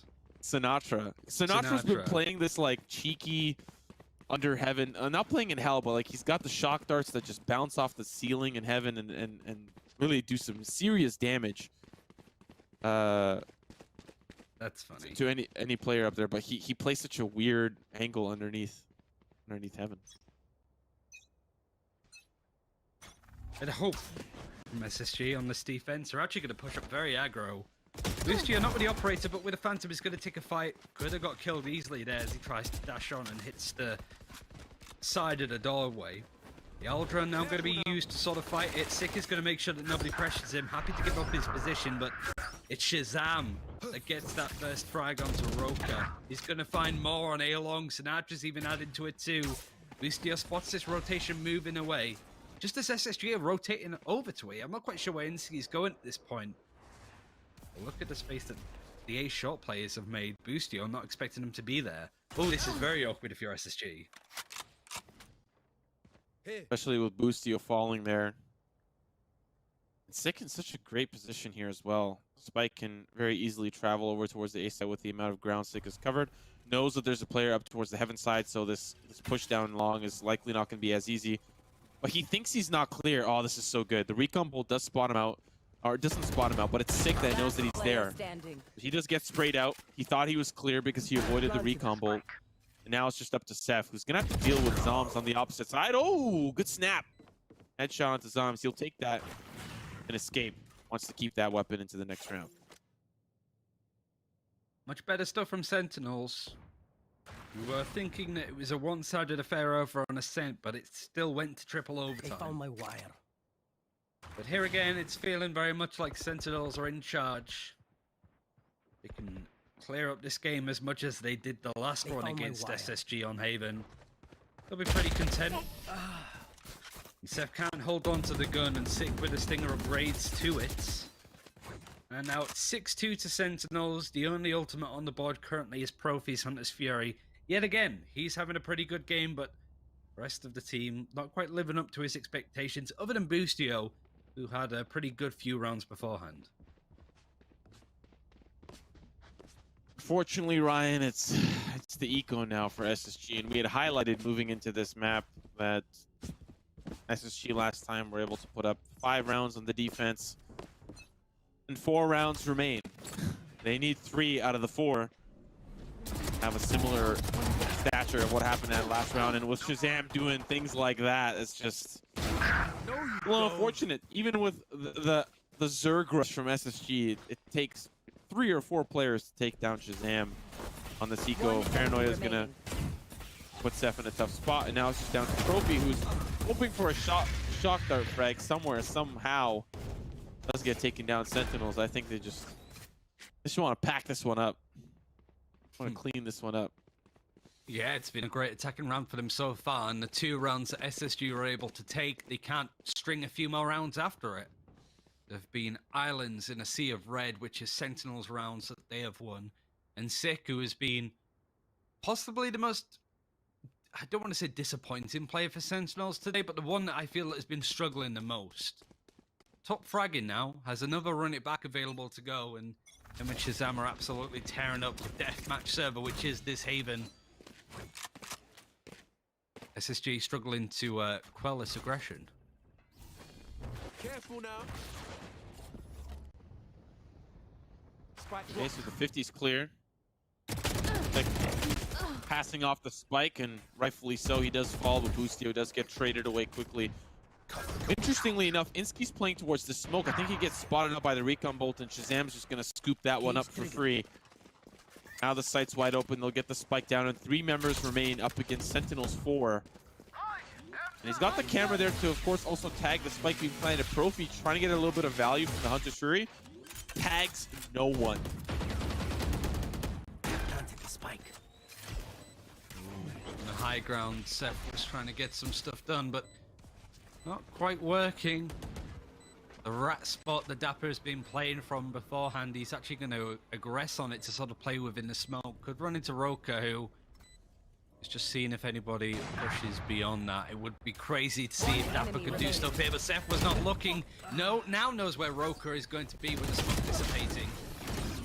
But it was only one that Roka can get. 8-2 now, Sentinels with a hefty lead at this point.